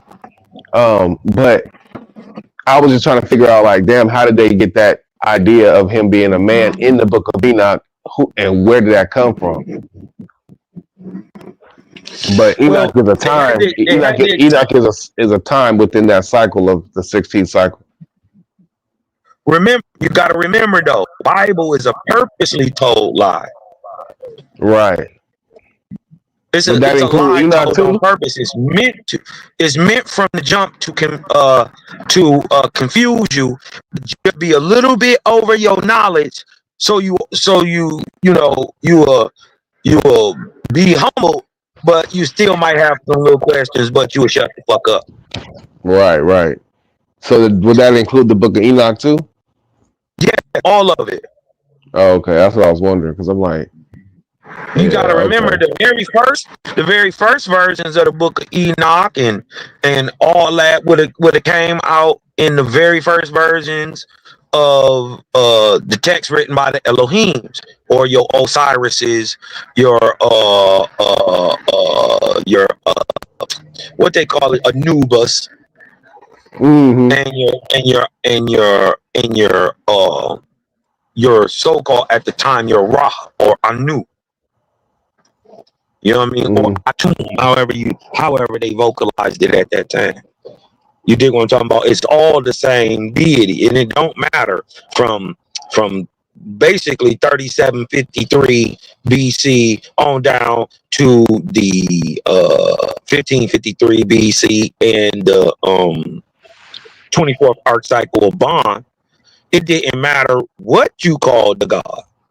Mm-hmm. You was only talking about one being. Mm-hmm. So even if you said Osiris 3700 BC, even if you praised Osiris, them prayers was going to Anu. Damn, that nigga had it sold up. Yeah. You got to remember, Osiris worked for Anu. Right, right. They call him the sun. They call him the sun in the Sumerian text. That's how they make that make sense. Like it's a family. Yeah. When it it actually, always at war. Actuality, nigga, you my worker bee. Mm-hmm. Right, right, right, right. That's how they twisted it. Yeah, you the little humble. Because guess what? Over time, Osiris ends up overthrowing everybody, becoming the biggest god on earth. Correct?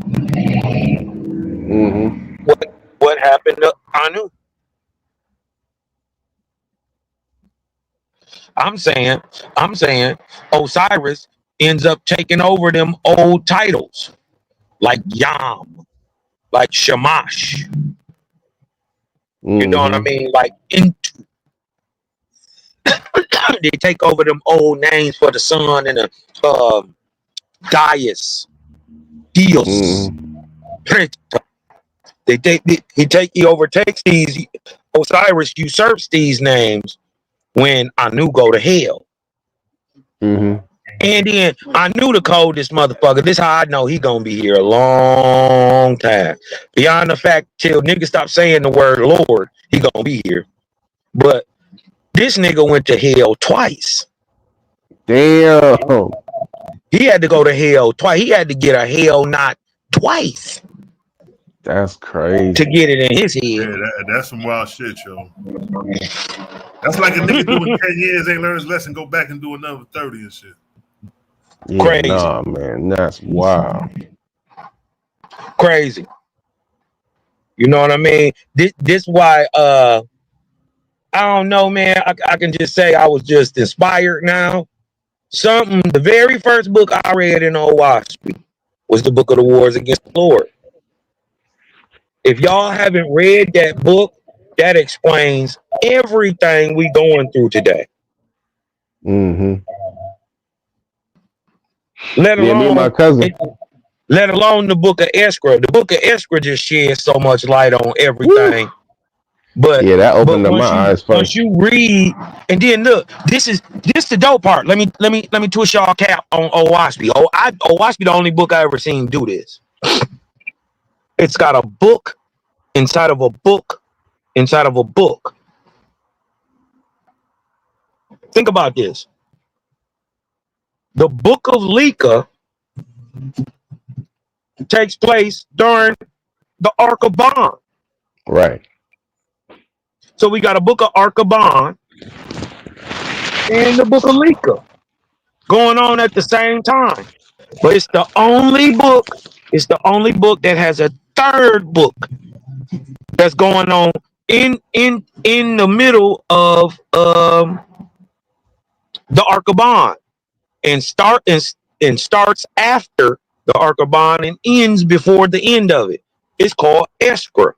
Mm-hmm. Right? So Eskra is in the is during the time of Lika in the Ark of Bond.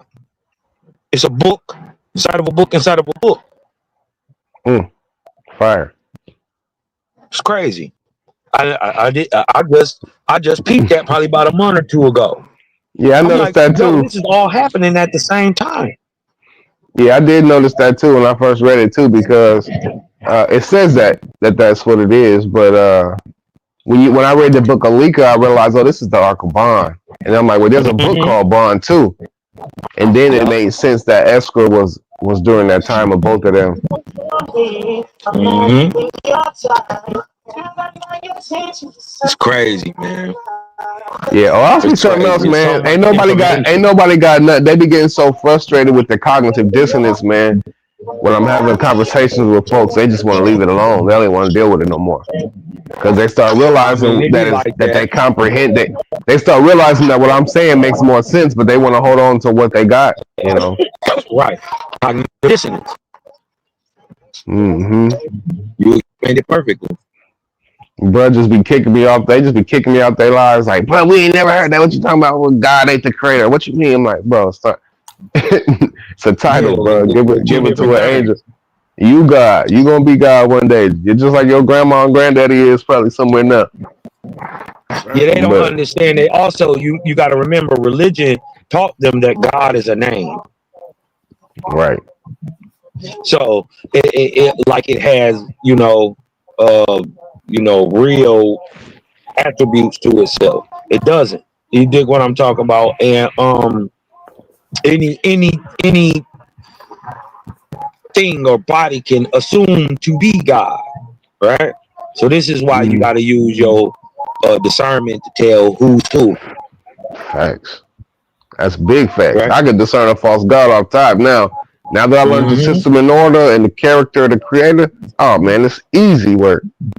And now that I know most religion, oh, go ahead. Yo, boy, niggas called last night. It was late as hell too. Niggas called last night.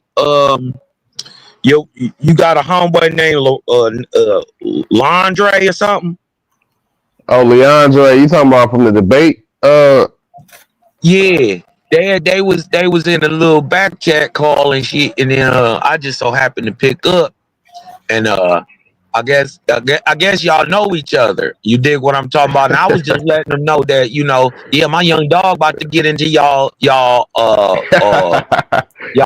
thing. He gonna catch some wreck on y'all niggas. You dig what I'm talking about?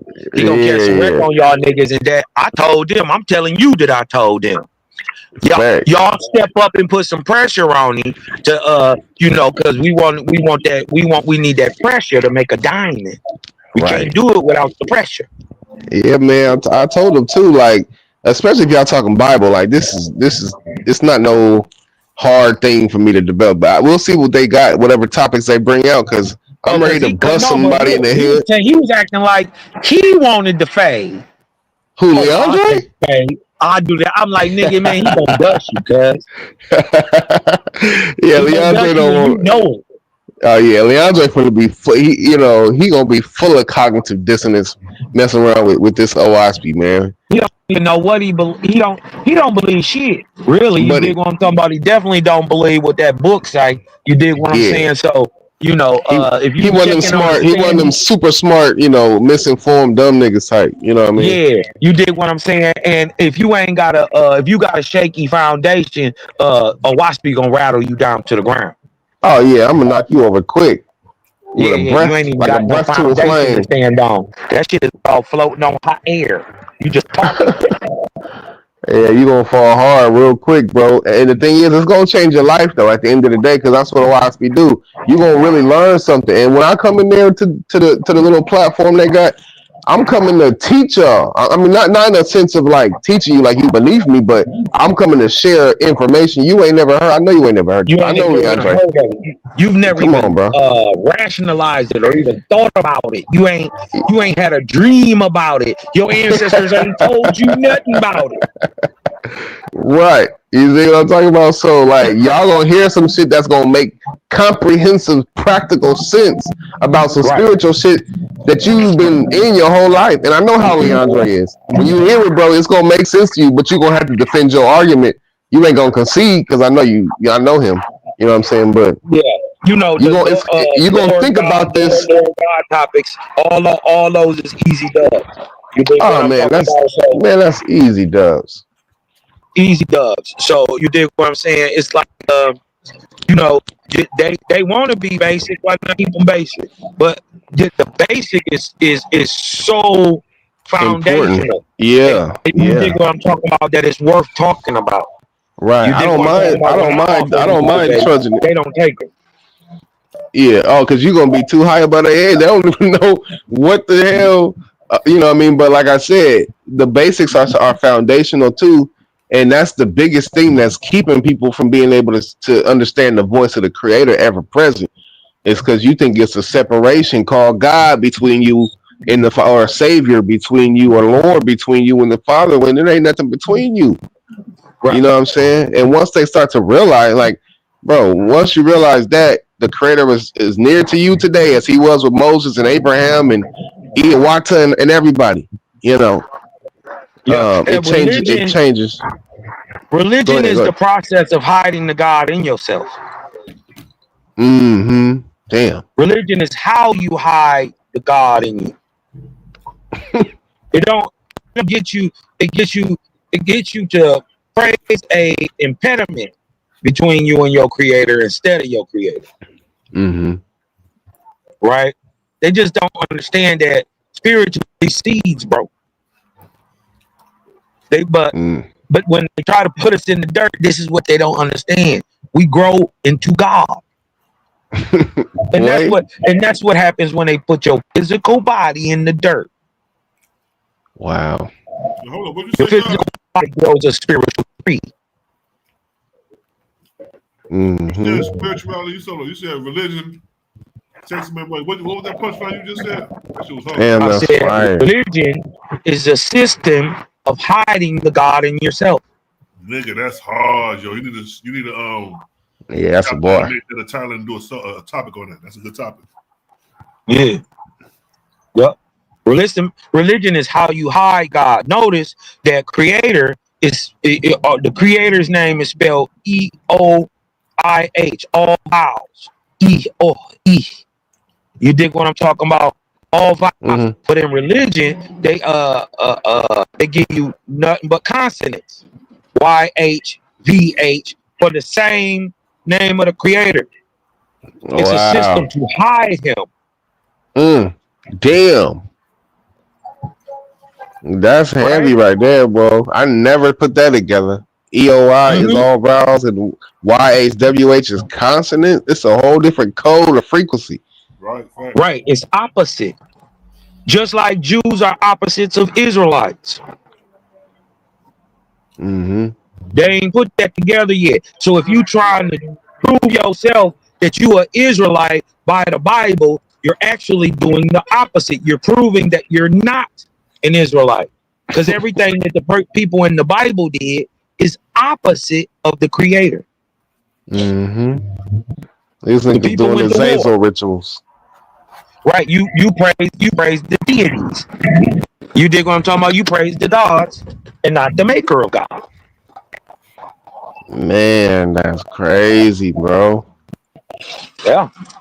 That's crystal clear though, right there, because I mean the opposite, the Antichrist, the whole switcheroo is serious business, man. I mean, God, that consonant vowel change was crazy. I never saw that before today. Yeah, think about it. How you spell Jehovah? Yeah, Tetragrammaton is YEHOVAH or IH. You dig what I'm talking about? it's the vowels in there, and if you put it Y H V H at the top, you can put the E O I in the bottom, right? And it'll spell right. But in religion, they took out the vowel, right? Or where in the they took out the phonetic of the vowel sounds to give it. It just left the male part, right? And not the part. You dig what I'm talking about? So in a sense, he had created, right, with Hebrew. Yeah, I got a homie that's he's real big on frequencies and stuff. He'd be like, man, yeah, he changed the frequency of the Bible. That's why, it's disagreeable and this and that. And I'm like, yeah, but the whole book is false. But he be trying to go in and look at the phonetic code of that. But I ain't never seen that. I'm gonna tell him that. He gonna trip out. Yeah, you changed it. If you take the vowels out, it don't. First of all, how do you pronounce a word with no vowels? You can't. So you see what I'm saying? So that is actually moronic to even try to say it, because you can't say a consonant without a vowel. It's impossible. Because the vowel is the breath. You dig what I'm talking about? Like when you say the word, even when you say Y or H, or you dig what I'm talking about? V, or right? You gotta have that breath. You're readily pronouncing a vowel sound, even when you're saying a consonant. Right. Exactly. So you can't do it without each other. So this is how you know to even try to come up with a language that that has no vowel sounds is retarded. Facts. It's retarded because you dig what I'm talking about. You gotta say vowel sounds to even pronounce the words. So either you assuming that everybody know, or that you was able, or it's either that or everybody everywhere had the same phonetic sounds for their vowels. Right? Can I ask oh, go ahead. Finish what you were saying. No, go ahead, bro. I was gonna ask another question because I was thinking about the ages that a corporeal planet goes through, like our Earth, right? Now I know each age is like 7 or 8 ages of 574,000 years, right? In each age, roughly. I think it's if I'm not mistaken, 36,000. Yeah, that's a house, right? 576,000. A garden, right? That's a garden. Right. Yeah. And then, you got the ages of 144 age. Yeah, age is 144,000. Right. So 4 of those equal 5. Okay. Yeah. And that's like summer, fall, winter, spring. Ain't men. 144,000 aren't men. 144,000 is the time for man to exist on the planet. Right. And think about this. With the Kali Yuga cycle, right? It gives you 432,000 years for the Kali Yuga cycle. What is it missing to make it 576,000? The 144,000 years of the habitable time of man. So this is why they call the Kali Yuga the time of destruction, because it's the time it starts after the destruction of man. And it measures that time till man again. Those are the 144,000 years broke down in the Vedic text. Yeah, so it's not man, it's man, it's the time for man's existence on the planet. Right. During that garden. That garden, yeah. Yep. During that age. There's one every 576,000 years has one age of 144,000 where man has existed on this planet. Okay, so one garden is the Earth's travel around the sun, right? Oh no, that's an arc cycle. Wait, when the Earth travels around the sun one whole time, what's that called? That's a It'd be year, but that's a year. right, that's a year. Okay, so 576,000 years is A garden. a garden. Okay. Yeah, It's yeah, broke yeah. down Okay. into four. It's broke down into four sections called That's what ages. that's the time it takes for our sun to go get around the galactic center. No, it takes 239,618,000 years. Okay, for the Earth. You dig what I'm talking I about? To mean, go around the galactic center. That's okay. that's the greater cycle of Sawarkum. Oh, And then we got a 4.7, roughly a 4.7 million year for our sun to go around its sun, to go around the northern pole, right? We got a northern star that's our sun's sun, Okay. and we spin around it, and it spins around the galactic center. Gotcha. That's huge. System in order. This shit is dope. Man, that shit is huge. Uh-huh. They don't understand why our north is north. And we cocked. Because there's a pull towards our northern star. So is our sun cocked like that. They ain't figured that out either. Mm-hmm. It makes Right? sense All when of you us understand pointed at the north of our planet is pointed at the northern star. That means our planet is cocked southern to our sun. You see how it works? Yeah, I'm trying to see how you said the planet is at a tilt toward the south. Towards the south, our south closer to the sun. Oh, okay, yeah. It's tilted on an axis.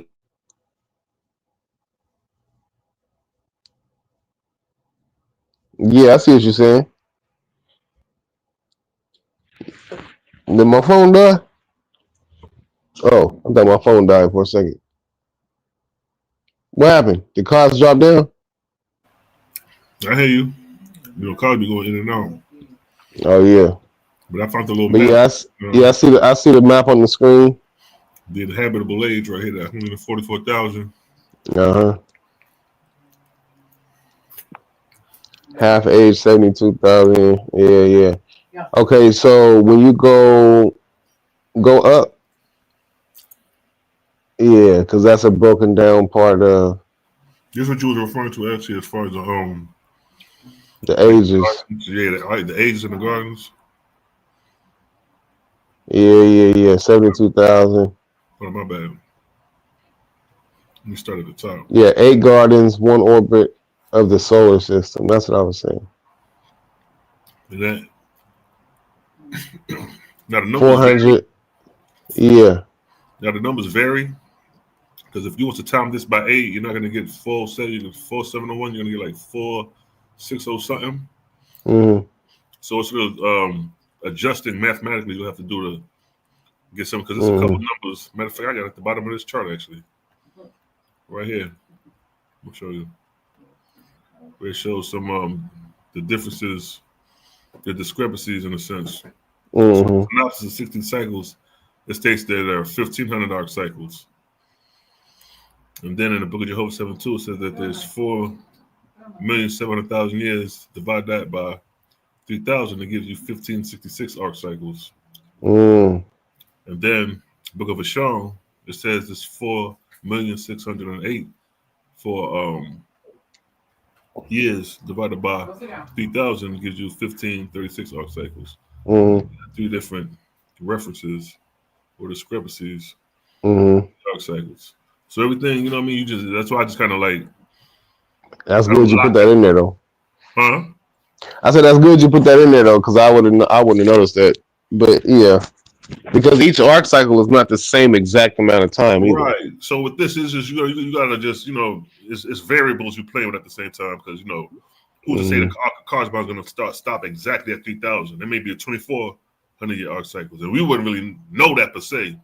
I got what you're saying. The last let you know, like you know what I mean. Like, so can you go to the time of Simu? Go back up to that time of Simu, because I was thinking about this with my homie about when man comes onto the planet. You said time of Simu? During the time. Hold up, I got another documentary I can pull up and show that probably. Yeah, me and Kaz was talking about the panspermium theory and the multi-regional theory dealing with the creation or man's beginning. Right after the time of Asimu. I got you. Let me scroll down to that particular. Because the Bible says it was obviously just one man and one woman in the beginning, and then they came together and populated the whole earth, right? And then, you know what? Even with that, what you just said, because I think, let me show you something, because that it's a plurality to that Genesis account with Adam and Eve. Let me see if I can pull it right quick. It's a verse. That's interesting. Yeah, right. Give me one. Let me see. Let me say he called their names Adam. Let me see.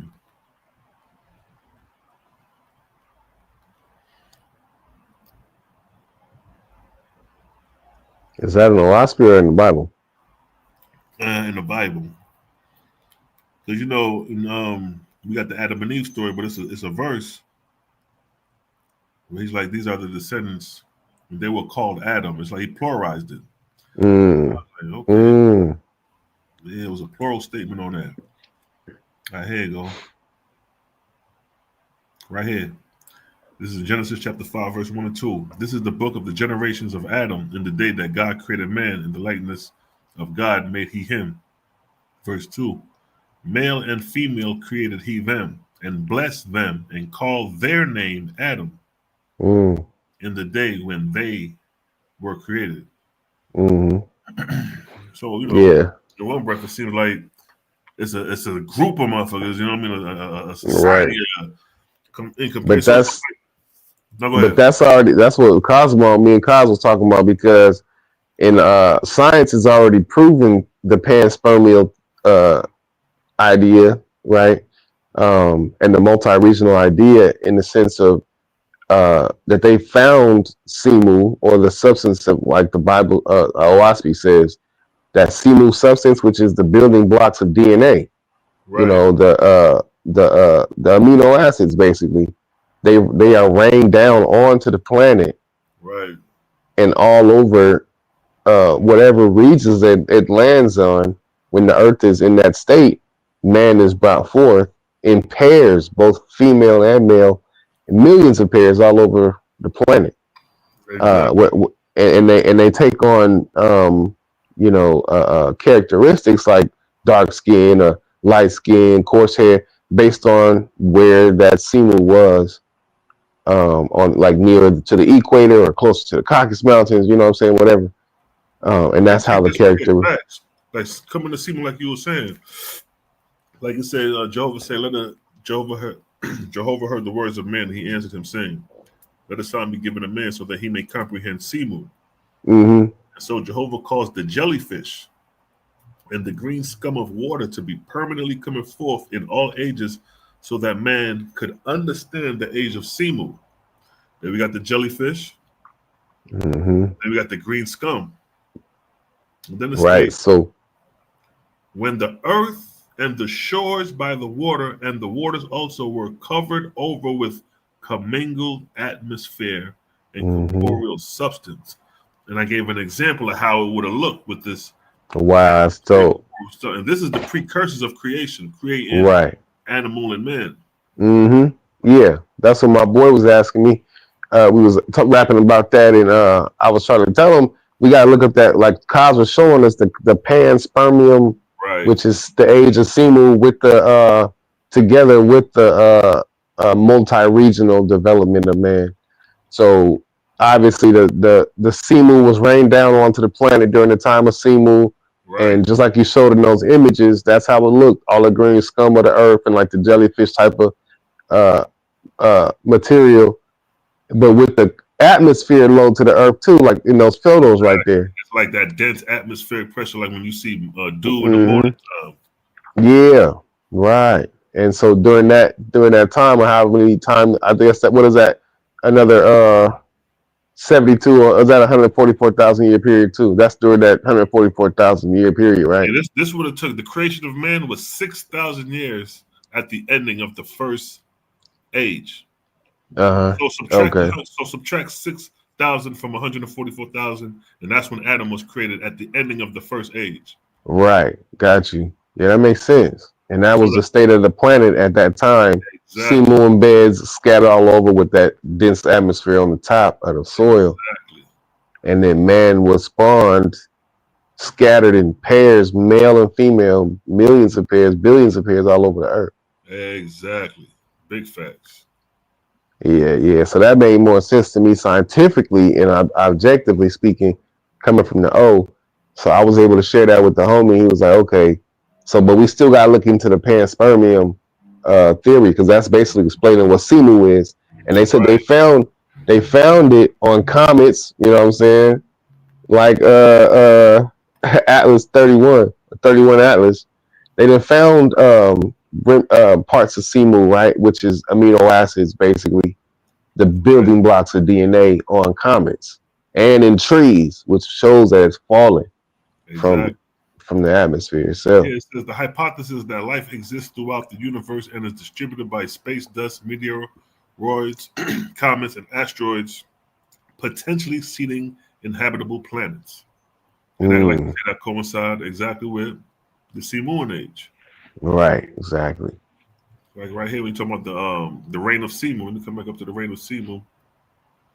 So right now on Atlas 31, it could be, like Kyle was saying, it could be the seed of a planet, right? If a comet is a seed of a planet, then on that Atlas 31 right now, there might be DNA, the building blocks of DNA, which is Simu, or already there.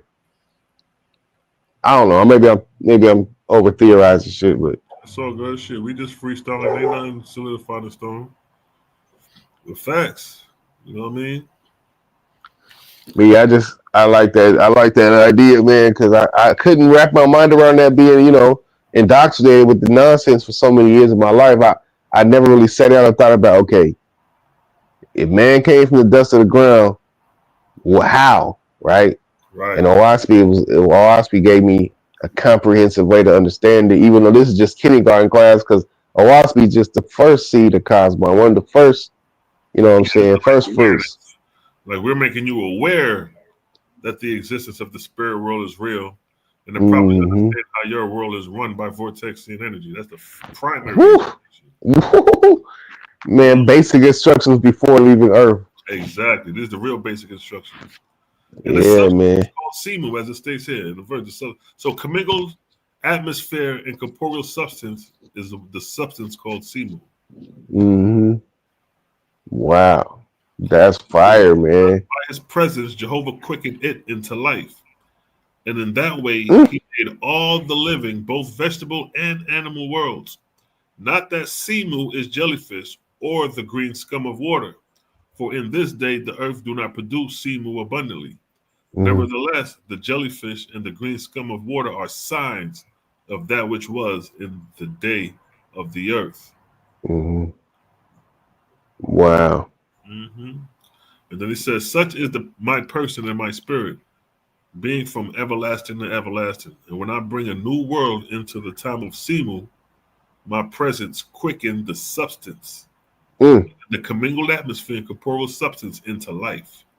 And according to the locality and the surroundings, I bring forth the different species. Right. So being that he said the different localities and the different localities and surroundings, that showed you that some animals are indigenous to some places. And it's not like a damn African elephant walked to China and became a China elephant. No, they was created in their localities. Right. Same with man. Exactly. The same rules apply. See, why would nature go against itself when coming to man? Where is the first bird or the first monkey, and then all monkeys descended from this monkey? Where is that at? Where is the lion? Where is the first lion of Africa that all lions descend from? Where is the first giraffe that all giraffes descend from? It don't make no sense because we know that these things were created in pairs by hundreds of thousands on the day that they were created. So, like you said, the same rules would apply to man. Man was created vastly upon the planet, and we're going by what nature shows us. Now I know no European PhD. I know Doran's theory. We're going by what nature shows us today. The apple tree don't produce banana trees. Banana trees don't produce mango trees. You know what I mean? So it's like the human race would apply to them same rules and principles. They say Africans ain't Neanderthals, and Neanderthals ain't got no. They say Africans ain't got no Neanderthal genes. So if that's the case, if Africans do not have Neanderthal genes, and Africans are supposed to be the oldest people on the planet, where the hell these Neanderthals come from? Right. Where they just popped out of nowhere? Well, obviously, if they don't offspring from a gene pool of Africans. So that's man. Different species on this joint. And then the whole idea of Eve being the angels coming down, dwelling among Asu, and then quickening them to everlasting life. And that's obviously going back to, like you were talking about with Enoch, too. Well, you know what I'm saying? But exactly. All of that stuff is cleared up in Oahspe, and it brings a major balance, man. Because like I said, all of that time I had no idea how to make sense of it. But when I read that the angels came down in the beginning, they were, took on corporeal forms and then inhabited with Asu, it makes sense. Right. That's where it all started with the angels. The origin of the white and skin gene pool started with them. That's why in Enoch, when Lamech, or when Enoch was telling Lamech, like, yo, the reason your son look like this is because during the days of Jared, the angels of heaven interbred with the women and created offspring. They committed transgression and sin. This is Enoch telling Lamech this, as if Lamech wasn't aware. But what Enoch is telling Lamech about the angels coming down and interbreeding with man is exactly what the Oahspe say. But in the Oahspe say, Jehovah said, I did not condemn you because you did this. This is going to be a lesson for you. For learn corporeal things and to have sympathy for morals or whatever the case may be. So, but in the Bible, it got you thinking that fallen ones came. Yeah, right. It's actually right, exactly. But it's the narrative that Anu Hassaj gave you. He gave you. He switched. Man, I'm so glad that and that's crazy because when you start dealing with, because they say that the Phoenician text is the oldest text that we have concerning spirituality and heaven and angels and all that, and creation and all, right? So it's crazy when you can go back to the oldest known document and prove that it was written by a false deity and what time period it came out. And that shit is priceless. You know what I'm saying? It's literally a gift from the creator, man. Right, because some people think that because you go back to the oldest text that it's right and exact. Because no, that don't mean it's right back. That's the root of the problem you're going to. Come on, bro. That's what I posted on I posted on my Facebook. I said the Epic of Gilgamesh and the Emerald Tablet. I said, oh, that's cap. And one dude was like, well, that's the oldest text that we got. And I said, yeah, that's the oldest cap. You know what I'm saying? That's where all the cap came from. You know what I mean? Because, now that we got this, and then everybody goes, well, Oahspe was written in 1881. Don't matter. The information is showing you. The Bible was written in 450 BC. What's the difference? Right. Time period. And the Bible timeline is hella off. Oahspe timeline make way more sense. But man, look, it's no comparison at this point. Now that I'm taking more seriously now that they want me to start debating when going up in these little debate channels and stuff, like I got to get my sword sharp. You know what I'm saying? So I know they're gonna come at me with all that type of stuff. So I'm like, let me get this creation account down. I read the Epic of Gilgamesh the other day, went through the whole thing. And I immediately was like, dude, this is crazy work. It talk about the primordial waters in the beginning split, right? And like this is how it all happened from the beginning. The primordial waters split, and the sweet water became Abdu or whatever his name is, Amnu or whatever, Right. and then the bitter water became Tiamat. Right. And then they came together and they had these kids, and then they couldn't get no rest at night, and they couldn't do nothing during the day because their kids was rambunctious. So Abdu counseled one of his sons, and the son said, "Just kill him, Dad." Like what? And so he thought that was a good advice, and he decided to kill his sons. And then Tiamat gets mad, decides to go and kill them, and then Inky kills his own daddy. I said, look, this is a whole murderous tale of false god. You know what I'm saying? Right. All this evil, bloodshed, murder, war, wickedness. Like, what are we even reading? Exactly. You know what I'm saying? And everybody is so embellished by this. You know what I'm saying? Especially on TikTok, man. Oh, you ain't read the Enuma Elish? You ain't read the Emerald Tablets, bro? Like I read it. Bro, it's old news, bro. And it's all about a false god. Like, ain't nothing in there about Creator. Exactly. They talking about goddamn Anu or Murdoch. Murdoch is the god that created man. And right. And Murdoch asked Ea for permission to create man. Mm-hmm. And he made man out of Tiamat's body.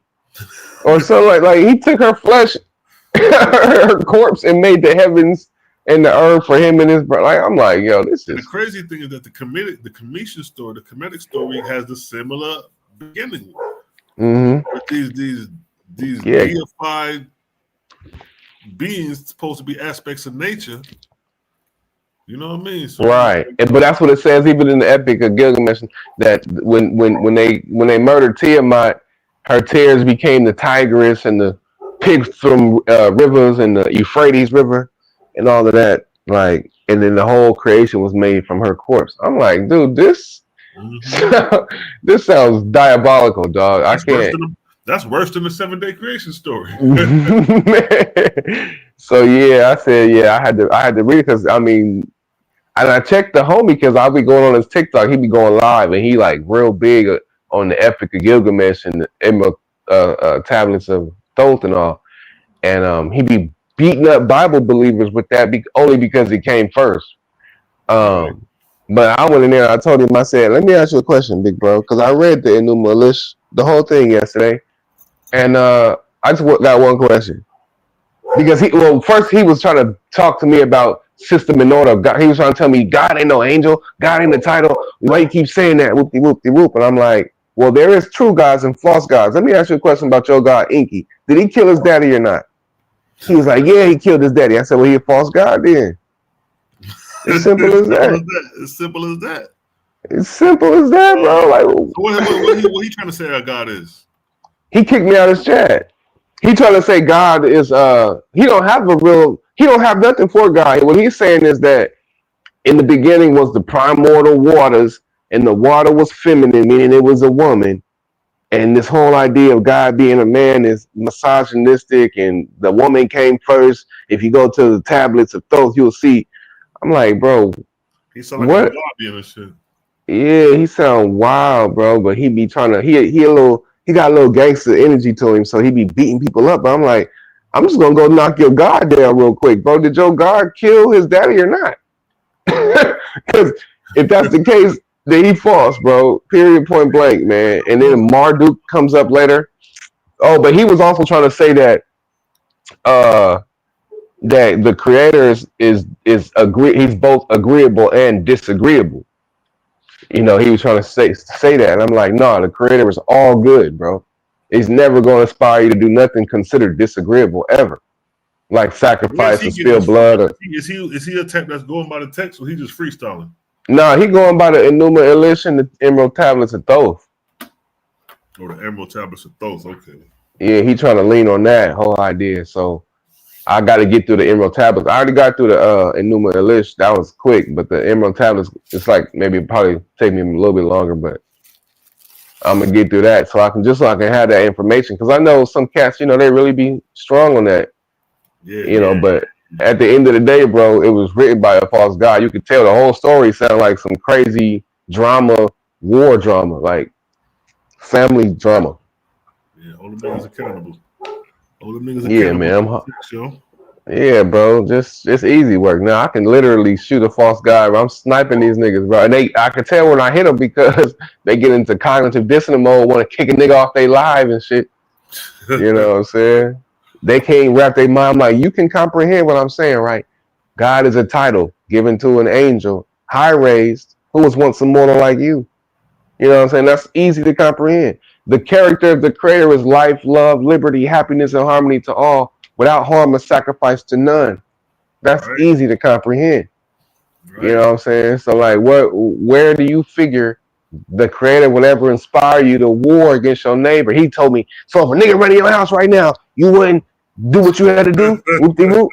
They always run to that one. They always run to that. Right, but I told him, I said, first of all, I'm not the creator of the universe, number one.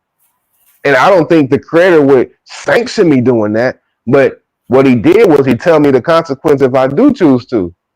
Right. So I know what I'm getting myself into. See, you don't know the consequence. You just think it's all rah-rah. But right. you don't know that it's a spirit retaliation for your rah-rah energy. Exactly. If you so put that out there like that, and you can create a hell for yourself that the creator never imagined for you to have. Well, I wouldn't say never imagined, but you know what I mean, because he knows all things, but that's not. Yeah, that's not. He didn't design hell like God designed a lake of fire for eternity. Nah, that's not. You know. So but I was beating him over the head with this light, and see, the thing is, his chats be lit. He be having like 60 people in his chat. Right. So I go in there, I bust off some OSP light that people ain't never heard of before. And I do it over and over again, the same stuff. I go in there and say the same. A God is a title given to an angel who was once immortal. Same way OSP put it, I go in there and blow it up like that, right? And then some people will follow me. You know what I mean? So when I go live, they'll get alerted, and then they can come on and we can finish the conversation. Because homie be trying to just push everything through the Muna list like it's just correct, right, and exact. Right. Like, nah. That's what York was pushing. The Nuwabians was pushing the Emerald tablets and the the Sumerian tablets and all that back in the 90s. Mm-hmm. I mean, yeah, that's old. It's old news. That's what I'm saying. And but my generation, the youngins, are starting to. It's new. Yeah, they just catching it. I'm like, bro, this stuff. And then even I saw one of Deion Sanders' son talking about the Emerald tablets. Like, oh, y'all gotta football player Deion Sanders? Yeah. I think one of the rapper son that he got that do rap music. Oh, okay. Yeah, he was talking about the Emerald tablets too. So I was like, wow, these cats. Let me read this real quick. And as soon as I read, I'm like, this cat. This literally sound like a script somebody wrote about some Egyptian gods or something.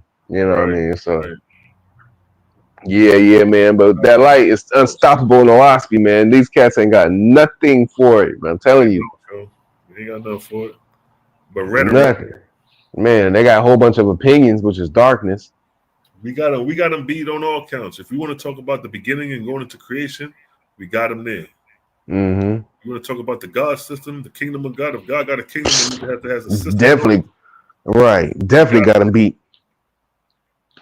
They ain't got no system in order. I told him that too. I said, does the Bible don't tell you the names of the system in order and ranks of angels in the Bible? It talks about a council of gods, but it doesn't explain in detail what that council is persistent of. You know what I'm saying? So exactly. When you get this OSP, I be telling niggas, just get you bro, and go read through it. You can get the PDF. You ain't even got to buy it. You can get it for free. Yeah, I read that shit online at first when I first came across before I actually bought it. I read Word. After that shit, I was like, nah, I got to buy this. Man. This is too much. Word. Man. I don't know what it was. I started printing it out. I had printed out all the way about to the book of Patty. Man, that shit was looking like an encyclopedia. Right. Get through all this, man. I'm going to have to go buy this shit, yo. Yeah. Tell you, bro. That's how I was. I was the same way when I got the Lost Books of Adam and Eve. I found the website, the Forgotten Books of Eden and all that. I printed them all out, bro. I had binders full of books. I'm reading about Adam and Eve in the cave of treasures and all this. I was like, I ain't gonna lie, that was a good read. When I first came across that, I was like, oh, snap. You know what I mean? Man, I was the same way, bro. I was like, and it says in there that there were 70 other books that wasn't even printed out or something like that. I'm like, damn, I'm about to be reading my whole life trying to figure this shit out. And then OSP came. The Forgotten Books of Eden, that story, that shit was like. Yeah, that shit was pretty dope. David had to come into Christ in that joint.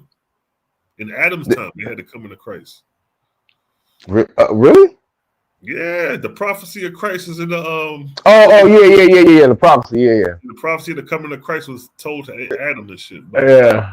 Then I got the Testaments of the 12 Patriarchs, the pseudo-pigrapha. I read through all of that, and it was crazy because in there I found out, at that time I was still like, big on Paul.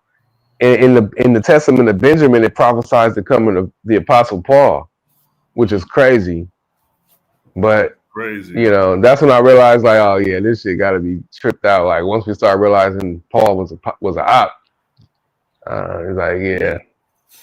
But all of these books, man, any book can become a snare unless you analyze it. You know what I'm saying? So that's with Paul. My thing is if you were a Hebrew Israelite and you could accept Paul, that means you gotta accept the slave. If the slave master converted to your belief, you gotta accept him because Paul would have been equivalent to a slave master to the Jews in that day. Yeah, they're not gonna do that. That's gonna make them mad as hell. He was over there persecuting niggas, and then the next day, I'm talking about like the next day, he had to change his heart, and now all of a sudden, he this big follower of Christ now, and he was just persecuting you niggas the next day. If I'm talking about murdering y'all.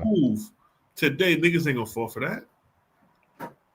Man, look, nah, hell no. But they don't understand that. They don't even understand that Paul was literally not a Benjamite. They think he from the tribe of Benjamin still to this day. I mean, my uncle Mori Yoshiyahu Dawid is one of the biggest Hebrew teachers out right now, besides this nigga Tazariak, from what I know. He the only nigga pulling 4,000 views on every video. Right. You know what I'm saying? But this nigga is a Paul lover. So all of these people that's watching him still agree that Paul is from Benjamin. They don't even know this nigga was a Herodian. Yeah. Edomite. Because they said it, just because he said it, they go with it. Right. Oh, it's in the Bible. It's in the New Testament, right? Nah. I mean, trying to tell them, he ain't even.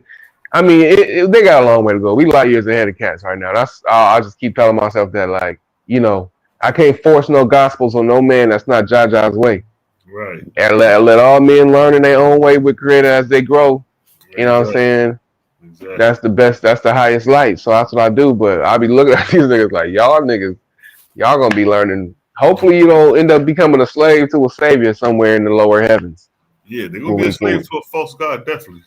They may end up in the hell nut depending on the level of loyalty to that god.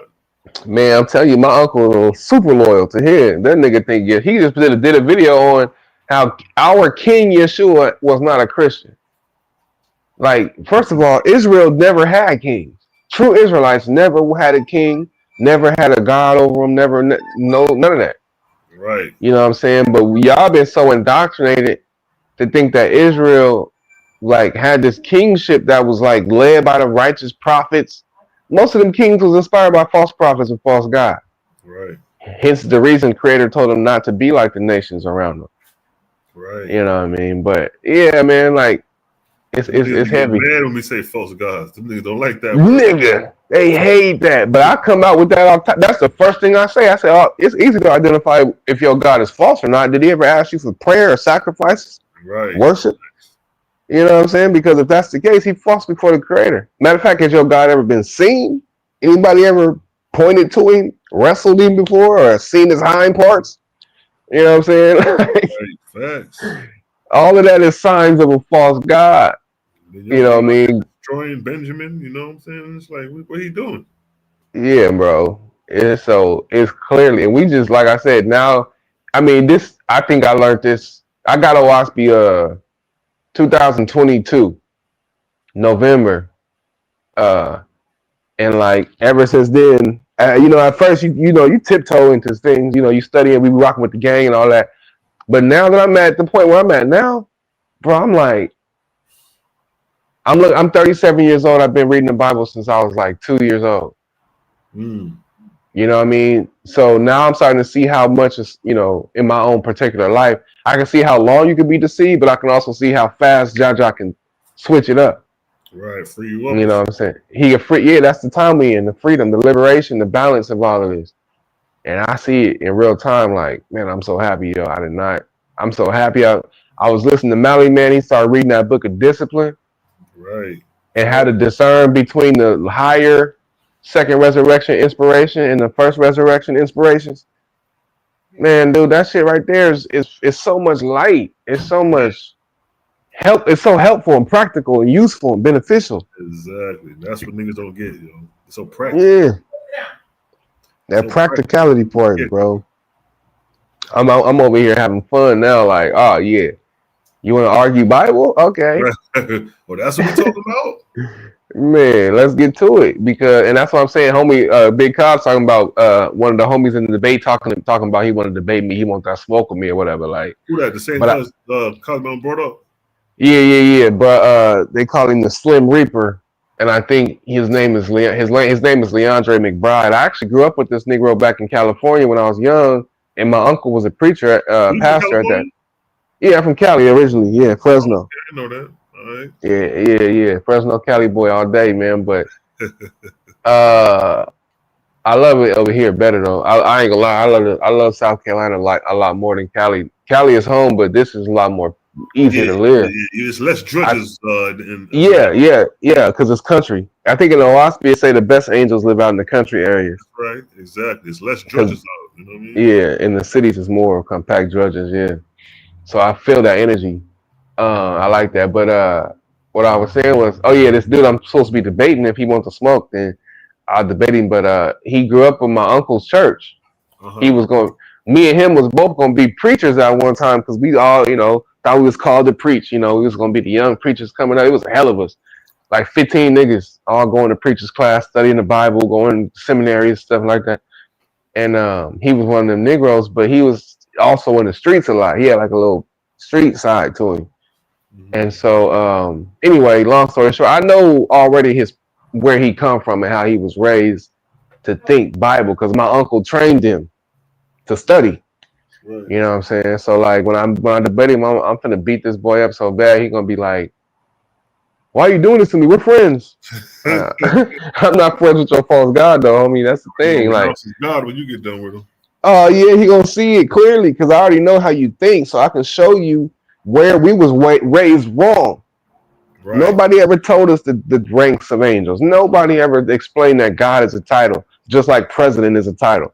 Nobody told us that. It actually, I take that back. We did hear that, but the indoctrination was so heavy, we didn't have nothing to replace it with. Now we got Owaspie, which is a higher light. We can replace God with Creator now. You see that? We didn't have it. We didn't have that before. We only had God. Yeah, we ain't had that option. Thanks, Anu. You know what I'm saying? But we ain't had that option. You know what I mean? Yeah, man. Shit, I'm about to. Most High. It was El Elyon. It was Elohim, El, Yahweh, and all of them images, deified deities. Man, sheesh. But yeah, this is gonna be fun. I'm excited. I'm excited for the debate if we do put something together, me and him, because it's going, because they ain't got no credit. They ain't got nobody coming from Owaspie in the debate group. They got like. If you do the debate, what are you gonna do with that? It's gonna be on the Coliseum of Arguments, the same place Cosmo debated the Naga niggas. Gotcha. Yeah, and then Paradigm Shift TV too. I think both of them are interchangeable. I mean, it's like it's two different leagues, I think, but the same people do the same thing. Gotcha. Both of them. Gotcha. Yeah. So, but yeah, I'm saying if I do it, I'm going to. I mean, I'm the only Negro coming from Owaspie, really. So except for Cos. Cos been up there, obviously.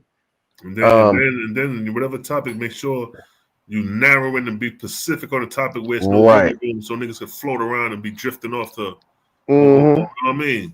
Yeah, I mean, I already went up there. I might do what I already because I went up there once on Paradigm Shift and I did a presentation on the difference between God, Lord gods, and saviors, and the Creator. You know what I'm saying? So I might run that. I did that in response to Chris Harris because I had just went up there one time and Chris Harris was up there talking a whole bunch of atheistic, jargon. So I went up there and told him, he was like, "Can you prove this Creator of yours exists?" And I told him, I'm saying, yeah, every creation all creation has Creator.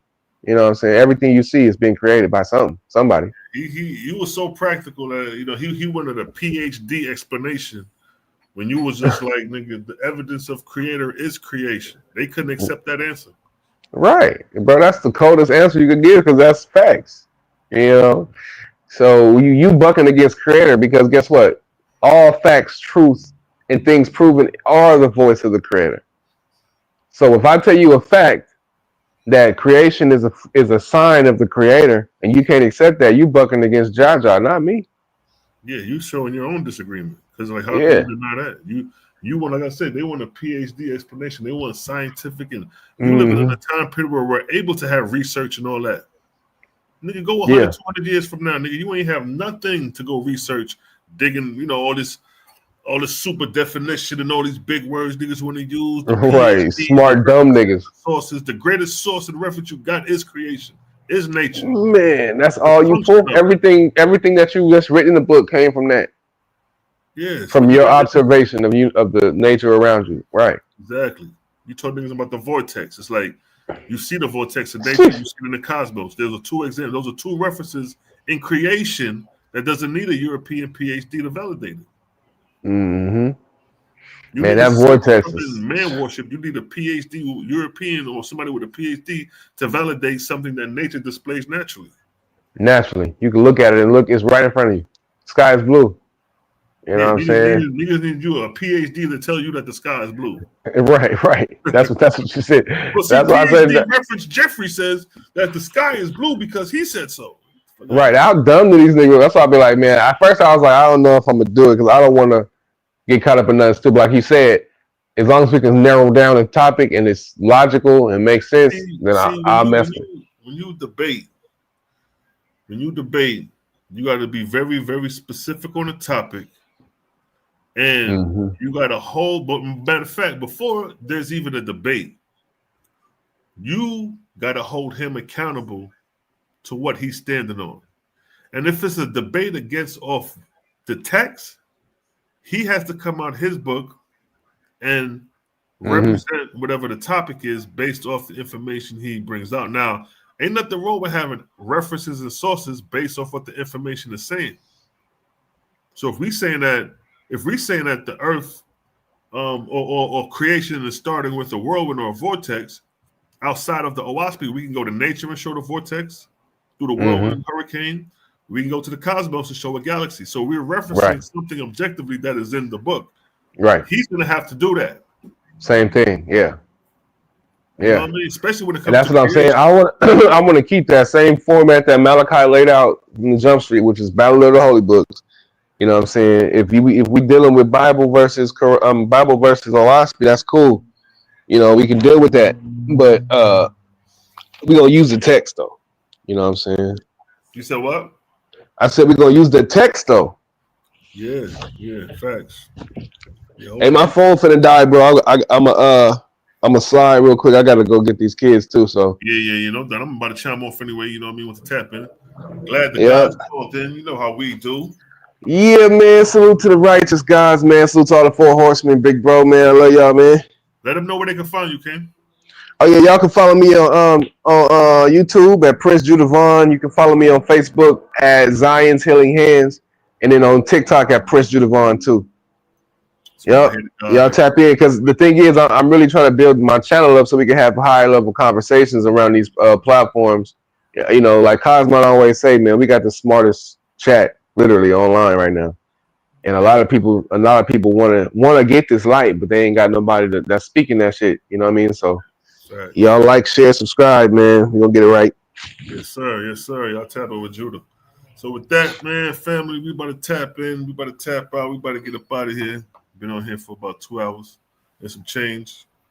You know what I mean? Salute to Cosmo and Judah coming through, doing what they do, because you know how we do. So with that, your boy Salah Shalom is out of here. We're gonna sign out with that Jehovah Creator Gang. Yeah, we signing out with that. You feel me? We out of here, family.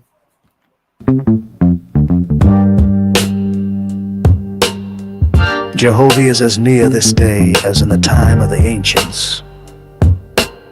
Put yourself in order, becoming one with him. And no book is so easily read as his created universe. Inspiration comes less by books than by what Jehovah wrote. His worlds read him and his works. Frame your speech and your thoughts for him. He will answer you in your own behavior and in the happiness of your soul.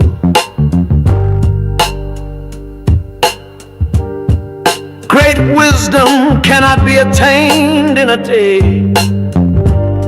nor purity and strength to overcome temptation, till the growth is from the foundation.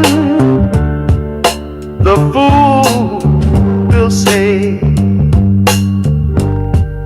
the sacred books are no more than man of his own knowledge could write. Yet he has not wisely imitated the power of the words of your God. Let him do this well, and behold, he will also declare my words are from me. Yes, he will recognize them wherever found. It is the will and wish of your God that all men become constitutionally capable of receiving and comprehending the highest life, and that they shall no longer depend upon any priest, church, oracle, holy book, or upon consulting the spirits, and that their behavior may make the earth a place of peace, with long life to all people, for the glory of Jehovah. To his Etherian gods and goddesses, Jehovah said, as you have founded arcs of light in my Etherian heavens, to determine the travel of my corporeal worlds, so shall my God of the earth inspire mortals to build lighthouses for man's ships that travel on the oceans, and those who travel in the ships. And those on the land shall know when a ship nears the port, even as you see my traveling earth approaching the place of Cosmin.